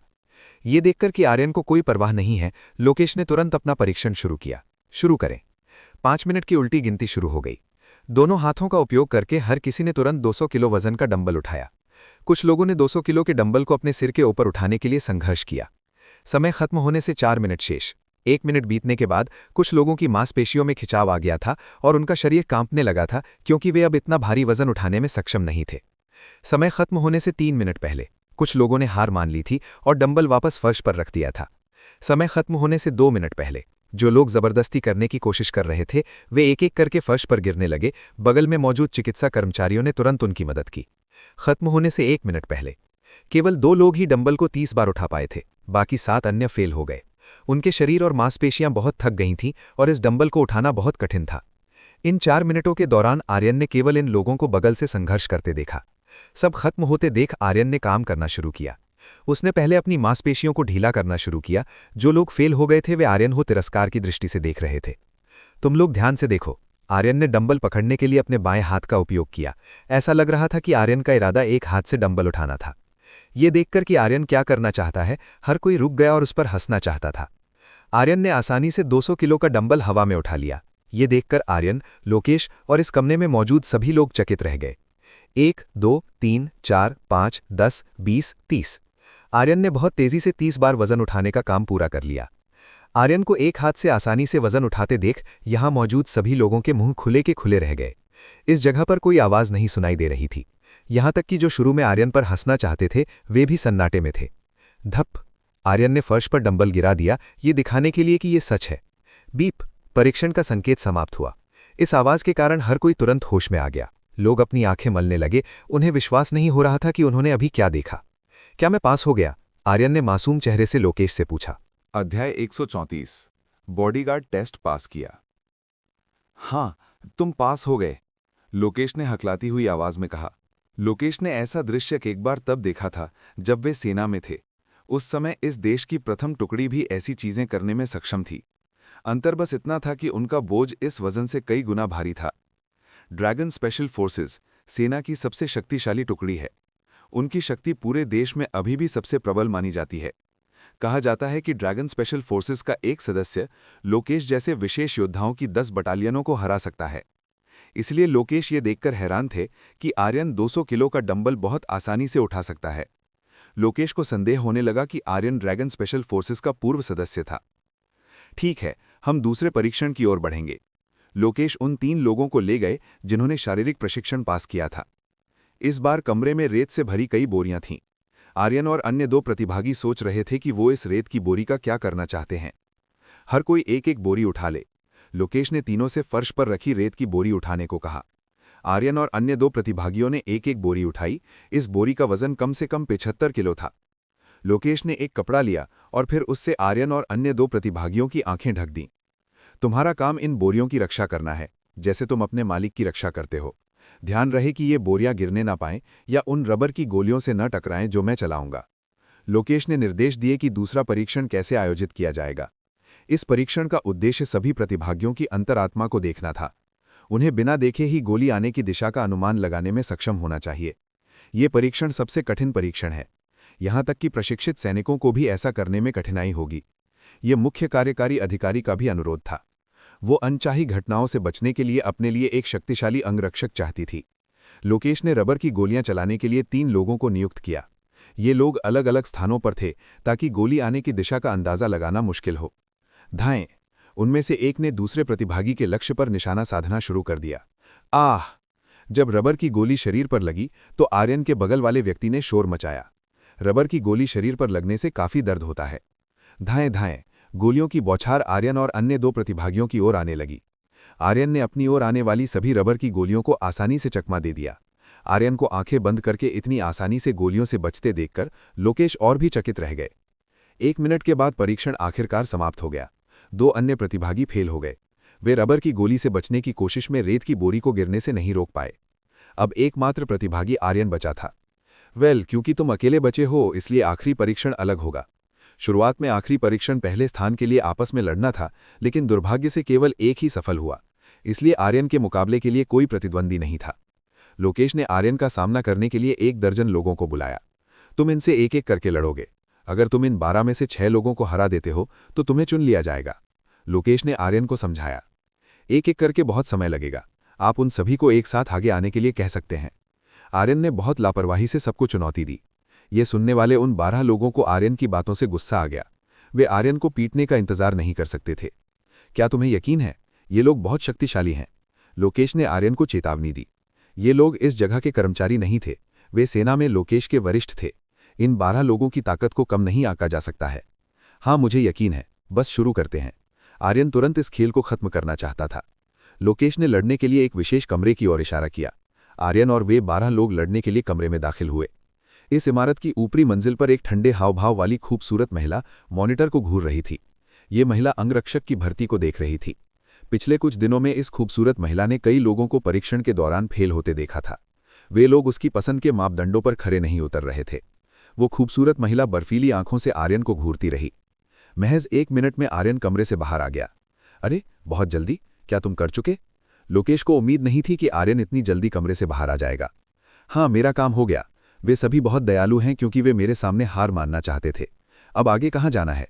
वाकई, लोकेश को विश्वास नहीं हो रहा था कि उसके वरिष्ठ लड़ते समय हार मान लेंगे। लोकेश ने उस महिला को बुलाया जो आर्यन को यहां खींच कर लाई थी। उस महिला ने तुरंत आर्यन को इस कमरे से बाहर निकाला।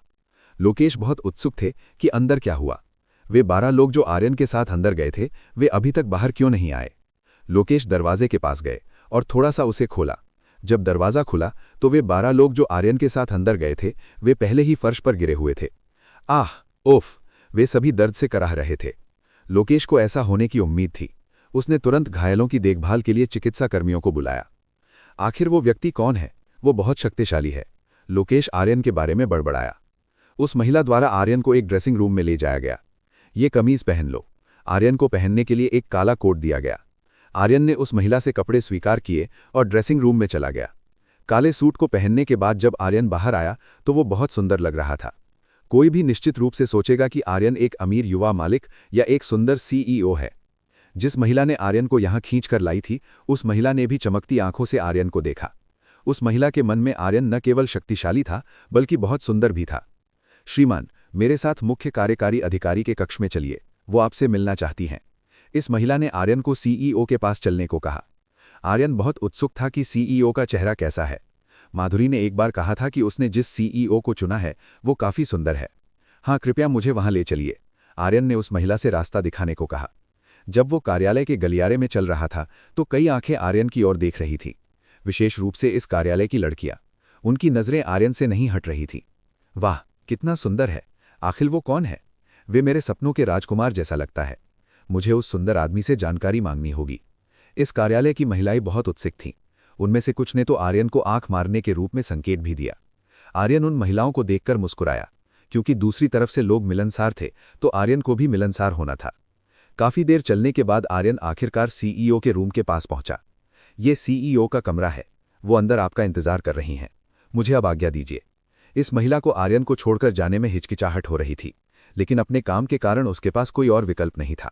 अध्याय 135। ऐश्वर्या एक शुद्ध यिन शरीर वाली महिला है। खटखटखट। आर्यन ने मुख्य कार्यकारी अधिकारी सीईओ के कमरे का दरवाजा खटखटाया। अंदर आ जाओ। अंदर से एक बहुत ही शांत और ठंडी महिला की आवाज आई, जिसने आर्यन को प्रवेश करने की अनुमति दी। जवाब मिलने के बाद आर्यन अंदर गया।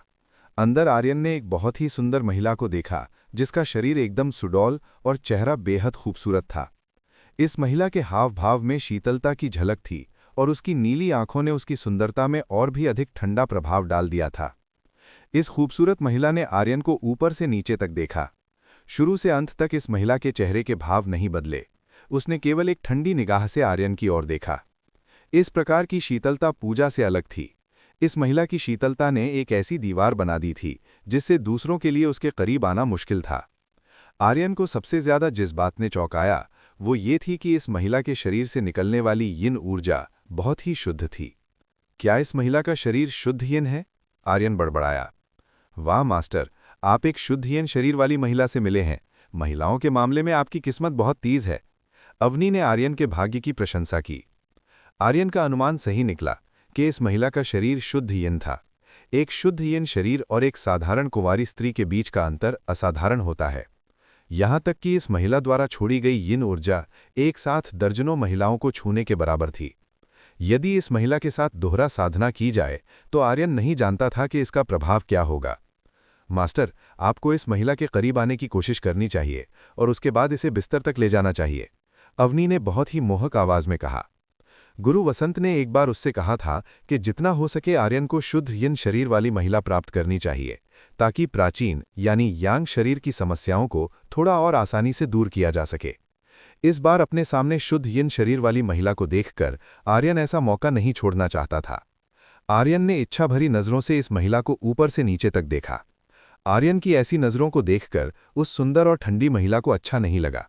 उसने आर्यन की ओर और भी ठंडी नज़र से देखा। आओ और ये व्यक्तिगत डेटा भरो। उस सुंदर महिला ने आर्यन से कार्य अनुबंध का डेटा भरने को कहा। इस खूबसूरत महिला का नाम ऐश्वर्या है। वो 23 वर्ष की है और दुनिया के एक प्रमुख विश्वविद्यालय से स्नातक है। ऐश्वर्या को सीईओ बनने के लिए विभिन्न कंपनियों से बहुत सारे आवेदन मिले थे, लेकिन दुर्भाग्य से उसने उन सभी को खारिज कर दिया, क्योंकि अधिकांश लोग केवल उसकी सुंदरता के कारण उसके करीब आना चाहते थे। सीईओ का पद तो केवल ऐश्वर्या के करीब आने का एक बहाना मात्र था। ऐश्वर्या ने आर्यन को पंजीकरण फॉर्म दिया। वो नहीं जानती थी कि उसके सामने बैठा व्यक्ति ही इस कंपनी का असली मालिक है। आर्यन ने इस खूबसूरत महिला के करीब आने का तरीका सोचना शुरू किया। अगर वो दावा करता कि वो इस कंपनी का मालिक है, तो ये महिला निश्चित रूप से अपना व्यवहार बदल लेती और बिना किसी विशेष कारण के उसके करीब आना मुश्किल हो जाता। आर्यन ने सोचा कि इस महिला के करीब रहने के लिए एक अंगरक्षक बनना कोई बुरा बहाना नहीं है। क्या मैं पूछ सकता हूं कि ये किस तरह का काम है? आर्यन को अभी तक पूरी तरह से पता नहीं था कि ऐश्वर्या किस तरह का अंगरक्षक चाहती है। तुम्हारा काम काफ़ी आसान है। तुम्हें बस तब मेरे साथ होना होगा जब मैं बाहर रहूंगी, ग्राहकों से मिलना हो या कार्यालय के बाहर कोई समस्या हो। ऐश्वर्या ने उदासीनता से उत्तर दिया। आर्यन ने सिर हिलाया। ये काम करना बहुत आसान था। उसने सभी फॉर्म भरे और ऐश्वर्या को सौंप दिए। ऐश्वर्या ने आर्यन द्वारा भरे गए फॉर्म को पढ़ा। मेरा नाम ऐश्वर्या है। आज से तुम आधिकारिक तौर पर यहाँ काम करोगे। तुम्हारा वार्षिक वेतन $2 लाख है। इसमें वार्षिक बोनस शामिल नहीं है, ऐश्वर्या ने कहा। आर्यन को मिलने वाले वेतन की कोई परवाह नहीं थी। वो तो खुद इस कंपनी का मालिक था। आर्यन का एकमात्र लक्ष्य इस महिला के करीब रहना था। 1 घंटे में हम एक क्लाइंट से मिलने जाएंगे। सुनिश्चित करना कि तुम कोई गड़बड़ ना करो। अब तुम जा सकते हो। ऐश्वर्या ने आर्यन को कमरे से बाहर भेज दिया। ये महिला कितनी अहंकारी थी। आर्यन वहां से निकल आया। कार्यालय में हर तरफ बहुत सी सुंदर महिलाएं देखी जा सकती थीं। उन्होंने सुंदर दिखने के लिए सफ़ेद कॉलर वाली ड्रेस पहनी थी और हल्का मेकअप किया हुआ था। जब आर्यन वहां से गुजरा तो कुछ महिला कर्मचारी तुरंत उसके पास इकट्ठी हो गईं। सुंदर युवक, क्या इसके बाद तुम्हारे पास समय है? चलो साथ में खाना पीना करते हैं। सुंदर युवक, क्या छुट्टी के दिन तुम्हारे पास समय है? मैं तुम्हें डेट पर बुलाना चाहती हूं। सुंदर युवक, क्या मुझे तुम्हारा कॉन्टैक्ट नंबर मिल सकता है? वयस्क महिलाएं उन लड़कियों से अलग होती हैं जो अभी तक स्कूल जा रही हैं। यहाँ की महिलाएं बहुत आक्रामक थीं। वे निर्लज्जता से उसके करीब आना चाहती थीं। सुंदर महिलाओं से घिरे होने के कारण आर्यन को खुशी हुई। उसने कुछ महिलाओं से बात की। थक जाने के बाद आर्यन ने कहा कि वो अब जाना चाहता है। महिलाओं ने अनिच्छा से आर्यन को जाने दिया। आर्यन आराम करने के लिए एक शांत जगह ढूंढने लगा। चूंकि अभी भी 30 मिनट बचे थे, आर्यन महिलाओं से मिलने के लिए परिद्वार के अंदर चला गया। आर्यन कणों में विलीन होकर परिद्वार में प्रविष्ट हुआ। उस समय प्रिया और माधुरी कई 100 चक्कर लगा रही थीं। प्रिया और माधुरी की कमजोरी उनके शारीरिक शरीर में थी। यही कारण था कि उन्हें अपनी शारीरिक शक्ति बढ़ाने का अभ्यास करना पड़ रहा था। आर्यन को माधुरी के शरीर के उभारों को ऊपर नीचे होते देखने में बहुत ही दिलचस्पी आ रही थी। उसकी सभी महिलाओं में माधुरी का शरीर सबसे कामुक था। जब वो दौड़ती थी तो उसका शरीर बहुत ही उत्तेजक तरीके से हिलता था। प्रिया और माधुरी को अभी एहसास हुआ कि आर्यन बगल से देख रहा है। दोनों महिलाओं ने तुरंत दौड़ना बंद कर दिया। आर्यन, तुम यहाँ क्या कर रहे हो? मुझे लगा तुम निरीक्षण के लिए कंपनी गए हो। सब कुछ योजना के अनुसार नहीं हुआ। मैं अपनी ही कंपनी में एक अंगरक्षक बन गया हूं। अंगरक्षक? माधुरी और प्रिया ने हैरानी से पूछा। आर्यन ने बताना शुरू किया कि क्या हुआ। माधुरी और प्रिया ने आर्यन की कहानी ध्यान से सुनी। लगता है मेरा चुनाव गलत नहीं है। माधुरी आर्यन को देखकर मुस्कुराई।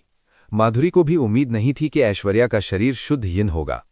समस्या यह है कि उस महिला के करीब आना मुश्किल है। वो मेरे प्रति बहुत ठंडी है। आर्यन ने ऐश्वर्या के व्यवहार को याद किया। तुम्हें चिंता करने की जरूरत नहीं है। मुझे यकीन है कि देर सवेर वो तुम्हारे प्यार में पड़ जाएगी। प्रिया ने आर्यन का उत्साह बढ़ाया।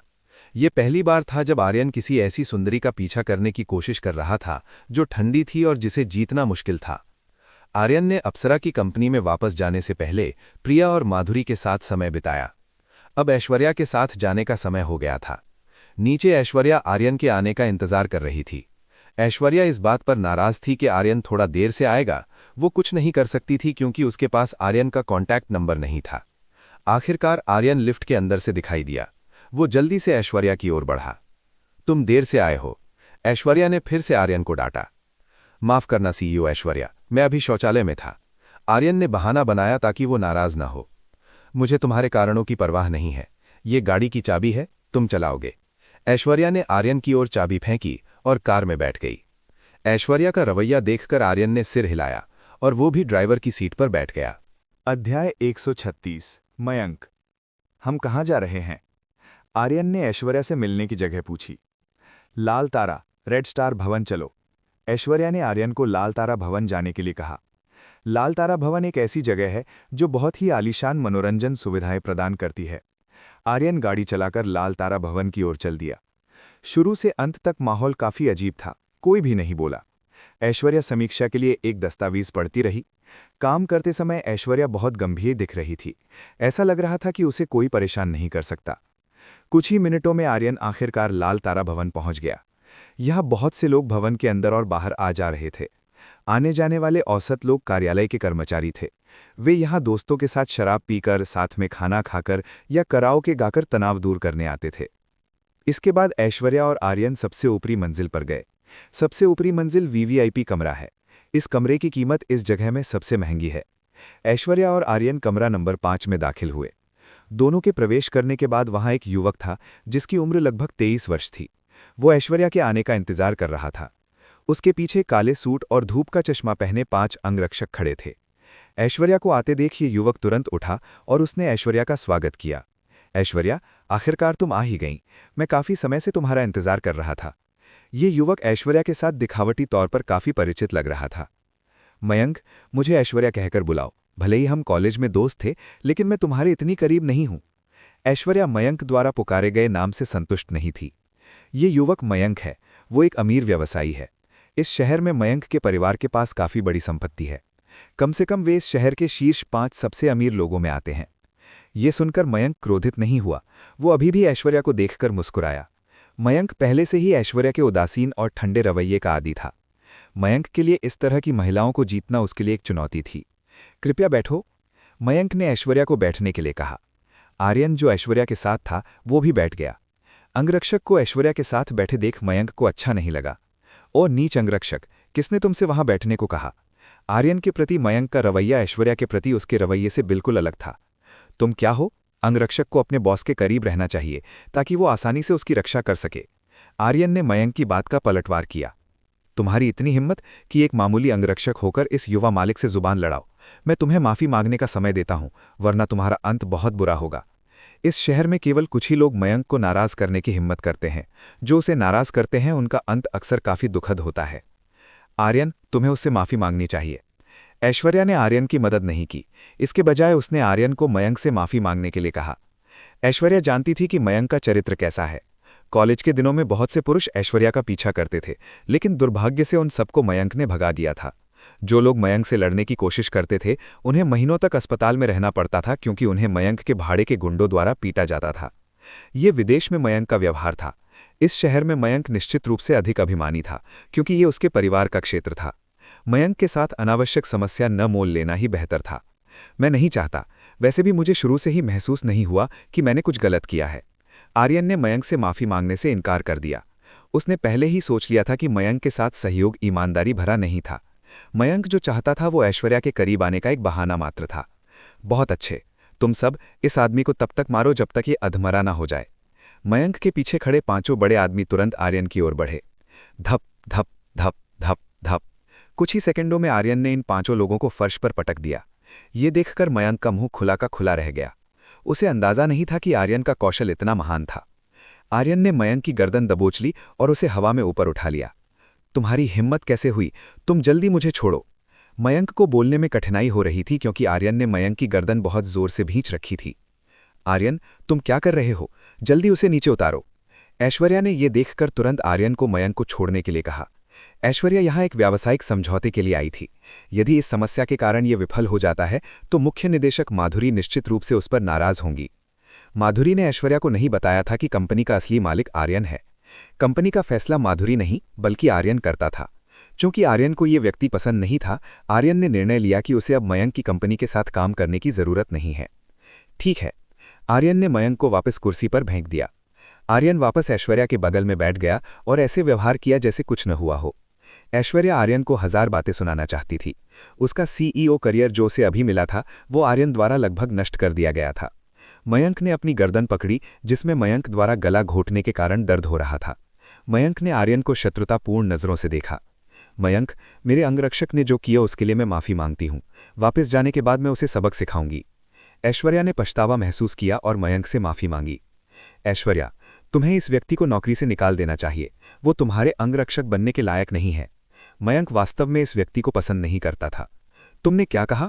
आर्यन फिर से भड़क गया और उसने मयंक को सबक सिखाने का इरादा किया। आर्यन, रुक जाओ। ऐश्वर्या ने अपने हाथ से आर्यन को रोक दिया। ऐश्वर्या द्वारा रोके जाने के कारण आर्यन वापस बैठ गया। चलो वापस बिजनेस पर आते हैं। ऐश्वर्या सहयोग के व्यवसाय पर चर्चा करना चाहती है। व्यावसायिक सहयोग? तुम हमारी कंपनी के साथ व्यापार करने में ईमानदार भी नहीं दिखती। तुमने देखा कि तुम्हारे आदमी ने मेरे 5 अंगरक्षकों और मुझे पीटा है। व्यापार करने से पहले मुझे मुआवजा चाहिए। मयंक के दिमाग में ऐश्वर्या के करीब आने का एक शानदार विचार आया। तो तुम्हें क्या मुआवजा चाहिए? ऐश्वर्या ने पूछा। मेरे साथ एक दिन की डेट के बारे में क्या ख्याल है? तुम इसे मना नहीं करोगी ना? मयंक ने आखिरकार अपना असली चेहरा दिखा दिया।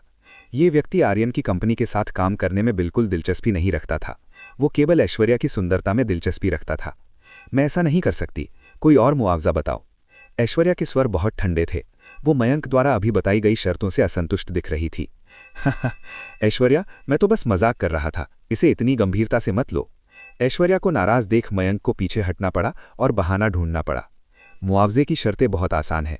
मैं इस व्यक्ति आर्यन को पीटना चाहता हूँ।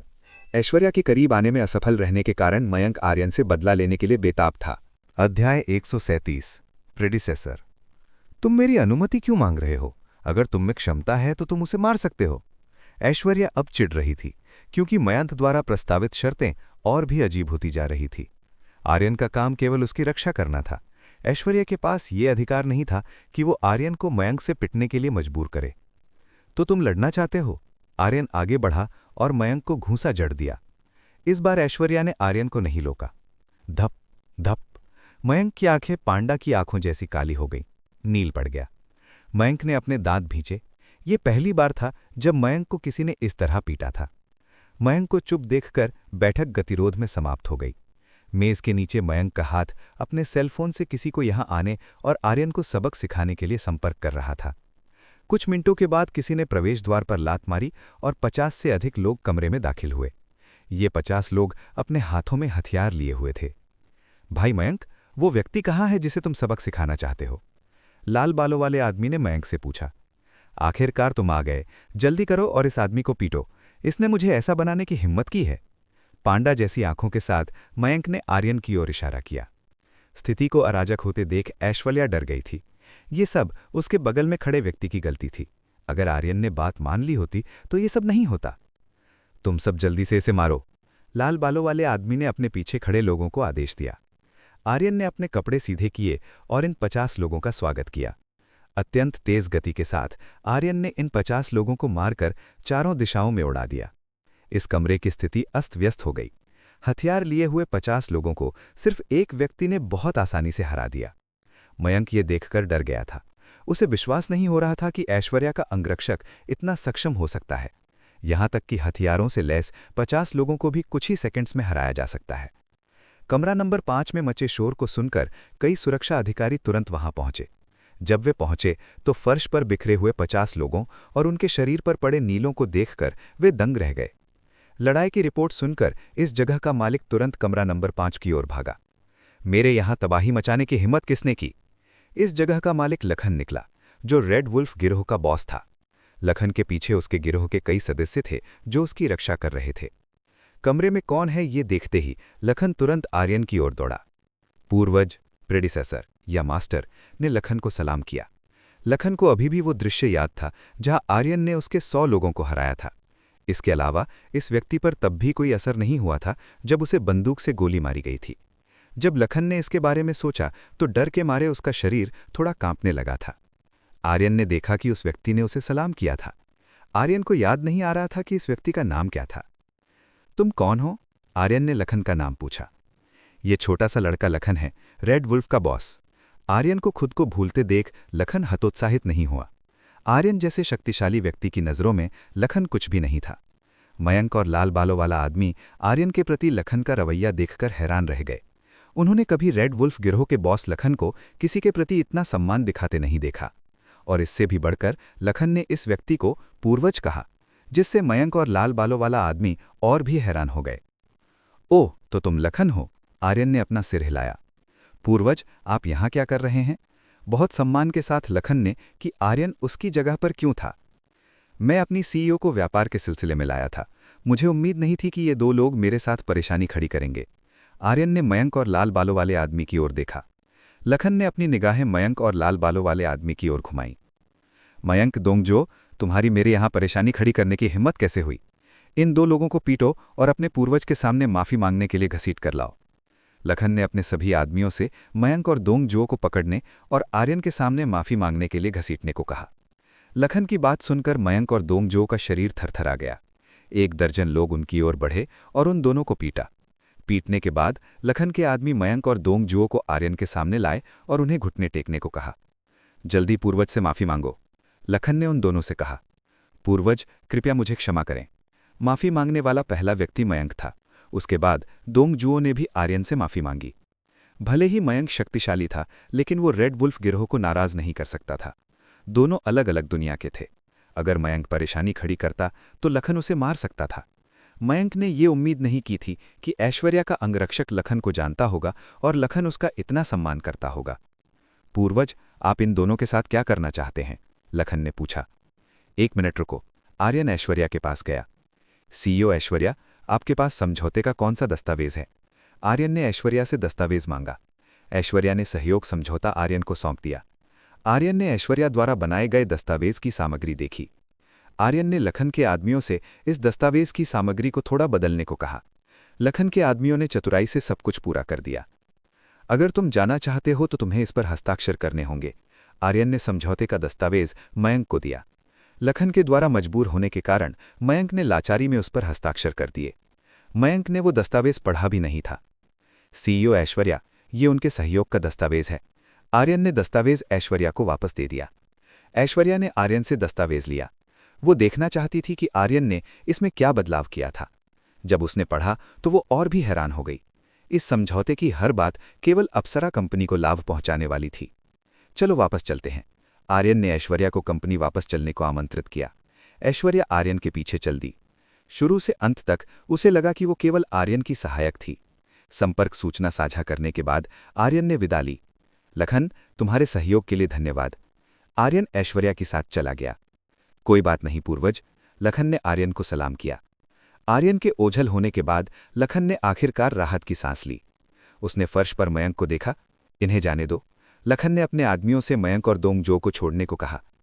लखन, तुम मुझसे इतना क्यों डरते हो? ये वो लखन जैसा नहीं है जिसे मैं जानता हूं। मयंक ने लखन पर गुस्सा करने की हिम्मत नहीं की। इसके बजाय उसने पूछा कि वो ऐश्वर्या के अंगरक्षक से इतना क्यों डरता है। दोंगजुओं का भी वही सवाल था। तुम दोनों बहुत बड़ी मुसीबत में थे। क्या तुम्हें पता है कि वो व्यक्ति कितना शक्तिशाली है? गोलियां भी उसे चोट नहीं पहुंचा सकती। लखन ने मयंक को बताया कि आर्यन कितना शक्तिशाली था।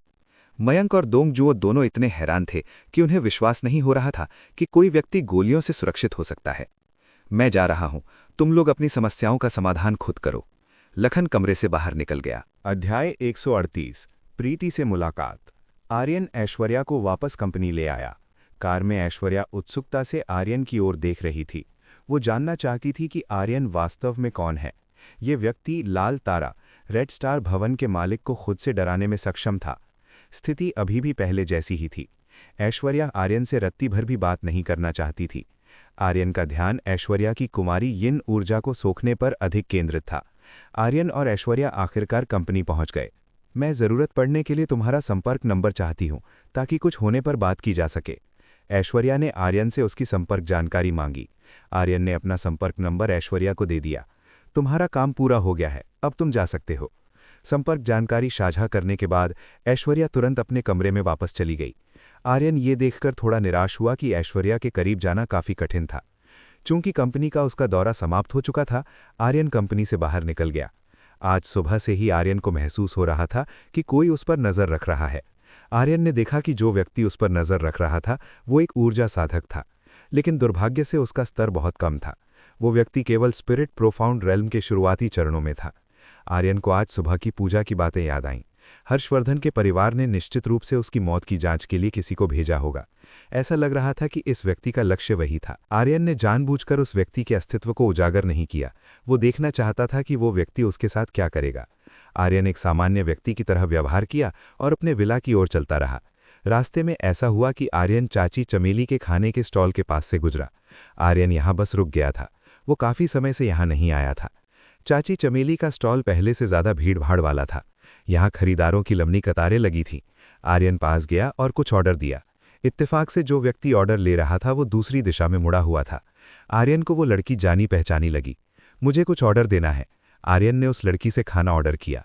किसी को ऑर्डर देते सुन वो लड़की आर्यन की ओर मुड़ी। जब वो मुड़ी तो वो आर्यन को देखकर मुस्कुराई। ये महिला प्रीति है। पता चला कि प्रीति इस जगह पर पार्ट टाइम काम करती है। श्रीमान, आप क्या ऑर्डर करना चाहते हैं? प्रीति ने तुरंत आर्यन का ऑर्डर लिया। मुझे 50 मटन सीख और एक ड्रिंक चाहिए। आर्यन ने अपना ऑर्डर बताया। हम आपका ऑर्डर तैयार करते हैं। प्रीति को लगा कि वो इस युवक से पहले मिल चुकी है, लेकिन वो भूल गई थी कि वो आर्यन से कहाँ मिली थी। खाना ऑर्डर करने के बाद आर्यन धैर्यपूर्वक कुर्सी पर इंतजार करने लगा।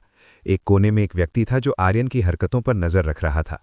ये हर्षवर्धन के परिवार का एक बुजुर्ग था, जिसने वीर ने उस व्यक्ति को खोजने के लिए कहा था जिसने हर्षवर्धन को मारा था। हरीश से रिपोर्ट मिलने के बाद वो बुजुर्ग आर्यन की हरकतों पर नजर रख रहा था, लेकिन अब तक उसे कोई सबूत नहीं मिला था कि आर्यन ही हर्षवर्धन का हत्यारा है। चूंकि उसे हत्यारे को खोजने में बहुत समय लग रहा था, वीर हमेशा उसे डांटता रहता था। श्रीमान, ये रहा आपका ऑर्डर। कुछ ही मिनटों बाद प्रीति ने आर्यन का ऑर्डर पहुंचाया। प्रीति मेज पर आर्यन का ऑर्डर रखने के लिए तैयार हुई। प्रीति, तुम यहाँ हो? कुछ लोग चाची चमेली की दुकान के पास आए। ये लोग प्रीति को ढूंढ रहे थे। प्रीति, जल्दी अपने पिता का कर्ज चुकाओ। उस व्यक्ति ने प्रीति के सामने चिल्लाकर कहा।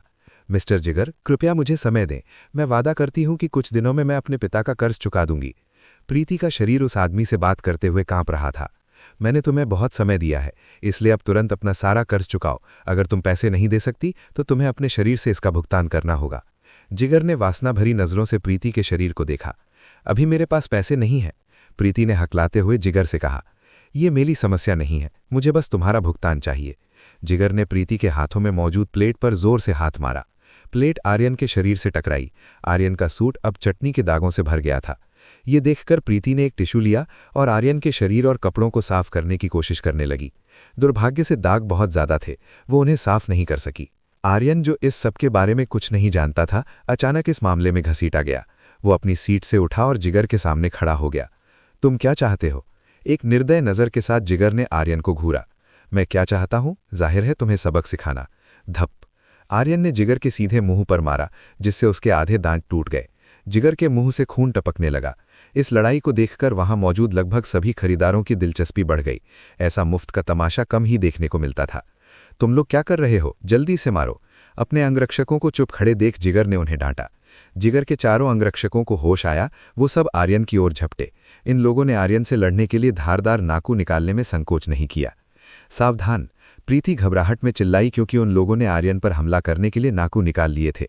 बाकी खरीदारों ने हस्तक्षेप करने की हिम्मत नहीं की। उनमें से कुछ लोगों ने तुरंत पुलिस को बुलाने की कोशिश की। उन लोगों को अपनी ओर आते देख आर्यन ने अपने पैरों का इस्तेमाल किया और चारों के सीने पर लात मारी। धप धप धप धप। 4 लगातार किक उन चारों लोगों को जाकर लगी। जिन लोगों को आर्यन ने अभी लात मारी थी, वो सभी अपना सीना पकड़कर दर्द से कराहने लगे। आर्यन नाराज था, क्योंकि जब वो शांति से खाना चाहता था तब उसे परेशान किया गया।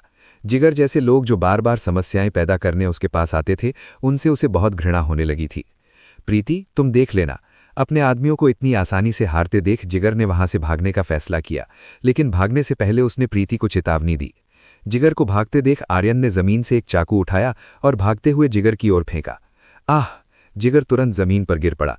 उसे अपनी जांघ में एक ठंडी चीज चुभती हुई महसूस हुई। जब उसने पीछे मुड़कर देखा तो उसकी जांघ में एक चाकू गड़ा हुआ था। कोने में खड़े उस बुजुर्ग ने ये देखकर अपनी भौहें चढ़ा ली। उसने देखा कि आर्यन ने चाकू कितनी कुशलता से फेंका था। एक सामान्य व्यक्ति के लिए ऐसा करना असंभव था। उसे संदेह होने लगा कि आर्यन ही वो व्यक्ति है जिसने हर्षवर्धन को मारा था। मैं इसकी रिपोर्ट परिवार के मुखिया को दूंगा।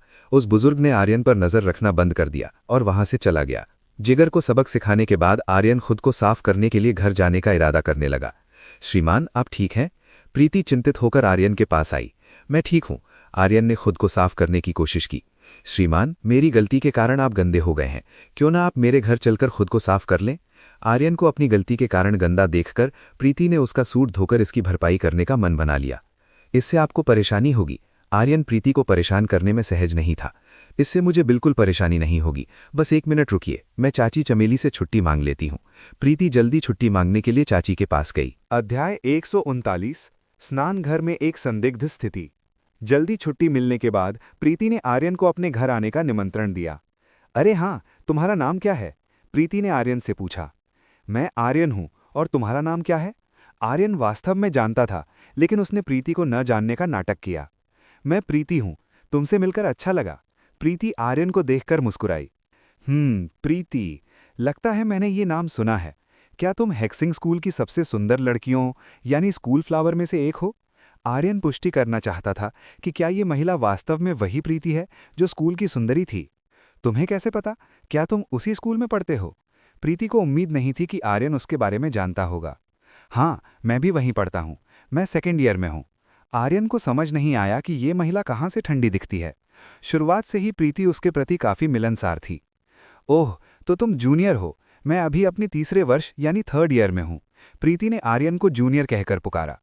ये सुनकर आर्यन मुस्कुराया। उन अफवाहों की बात करें तो मैंने सुना था कि तुम सबके प्रति काफ़ी ठंडी हो, लेकिन जो मैंने देखा तुम वैसी नहीं हो। आर्यन इस बारे में उत्सुक था।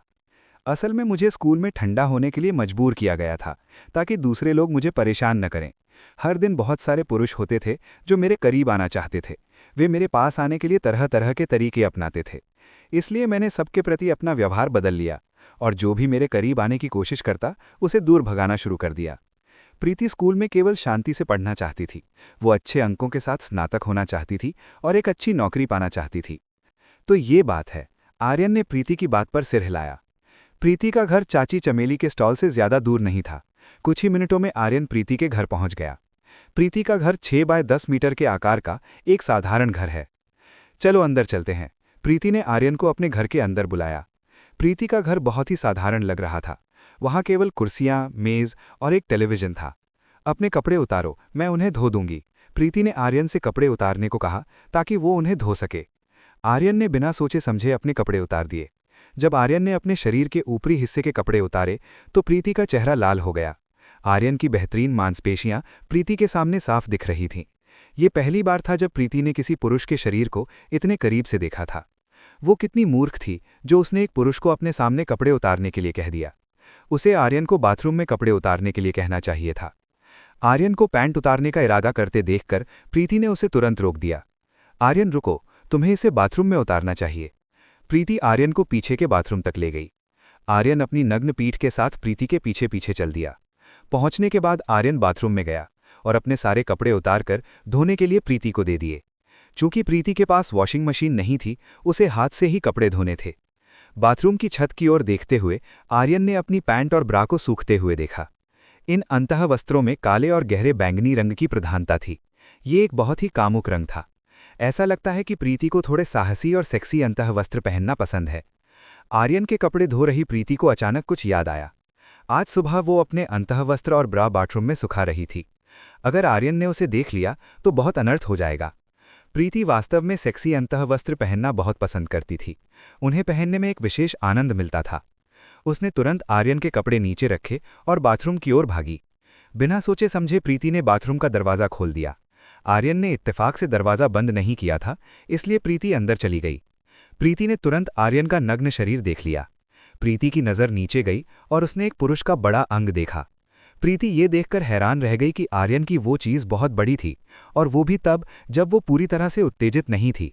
आर्यन ने प्रीति को अचानक अंदर आते देखकर घबराकर तुरंत अपने नीचे के हिस्से को ढक लिया। प्रीति, तुम क्या कर रही हो? आर्यन ने सफाई मांगी। मैं प्रीति नहीं जानती थी कि आर्यन को क्या बताए। बजाय इसके उसने अपने अंतः वस्त्रों को छत से लटके हुए देखा। सब खत्म हो गया। उसने ज़रूर देख लिया होगा। अब वो सोचेगा कि मैं एक खुले विचारों वाली चरित्रहीन महिला हूं। प्रीति बहुत शर्मिंदा थी। उसका चेहरा सेब की तरह लाल हो गया। प्रीति ने अपनी आंखें बंद की और छत से लटके कपड़ों को लेने के लिए दौड़ी। बाथरूम का फर्श गीला होने के कारण वो अचानक फिसल गई। आह! वो स्वाभाविक रूप से चिल्लाई। प्रीति आर्यन से टकराई और आर्यन जो तैयार नहीं था वो भी प्रीति के साथ गिर गया। प्रीति इस समय आर्यन के शरीर के ऊपर लेटी हुई थी और आर्यन ने उसे अपनी बाहों में जकड़ रखा था। प्रीति आर्यन की बाहों की गर्मी महसूस कर सकती थी। ये पहली बार था जब उसने इस तरह का सुकून महसूस किया। तुम ठीक हो? आर्यन ने प्रीति का हाल पूछा। प्रीति की आवाज़ सुनकर प्रीति तुरंत होश में आई और उसने आर्यन के ऊपर उठने की कोशिश की। जब प्रीति खड़ी हुई तो उसका हाथ अचानक आर्यन के निचले अंग से छू गया। प्रीति को कुछ बहुत गर्म महसूस हुआ। जिज्ञासुवश उसने दबाने की कोशिश की। जब प्रीति ने उसे दबाया तो वो चीज़ और भी बड़ी और कड़क हो गई। आह! आर्यन आनंद से कराह उठा क्योंकि उसकी निजी चीज़ को प्रीति ने छुआ था। प्रीति को तुरंत एहसास हुआ कि उसने जो पकड़ा है वो आर्यन का अंग है। स्थिति बहुत ही अजीब और कामुक हो गई थी। इतनी शर्मिंदगी के कारण प्रीति साफ सोच भी नहीं पा रही थी। तुम इसे और कितनी देर तक पकड़े रखोगी? आर्यन अब बर्दाश्त नहीं कर पा रहा था जब उसके अंग को सुंदर प्रीति ने पकड़ा हुआ था। आर्यन के शरीर की आग बढ़ने लगी थी। अगर ये ऐसे ही चलता रहा तो कुछ अनर्थ हो जाता। प्रीति होश में आई और तुरंत खड़ी हो गई। उसने छत पर लटके अंतःवस्त्र लिए और तुरंत बाथरूम से बाहर भाग गई। आर्यन जो अभी भी उत्तेजित था बाथरूम में अकेला रह गया। थोड़ी देर बाद आर्यन नहाकर बाथरूम से बाहर आया। आर्यन ने वे कपड़े पहने थे जो प्रीति ने तैयार किए थे। प्रीति ने आर्यन के लिए अपने दिवंगत पिता के कपड़े निकाले थे। प्रीति ने अब आर्यन के कपड़े धोकर सूखने के लिए डाल दिए थे। चूंकि उनके घर में ड्रायर नहीं था उन्हें सूखने के लिए छोड़ना पड़ा। प्रीति नहीं जानती थी कि इस समय क्या कहे। वो बातचीत शुरू करने में उलझन महसूस कर रही थी।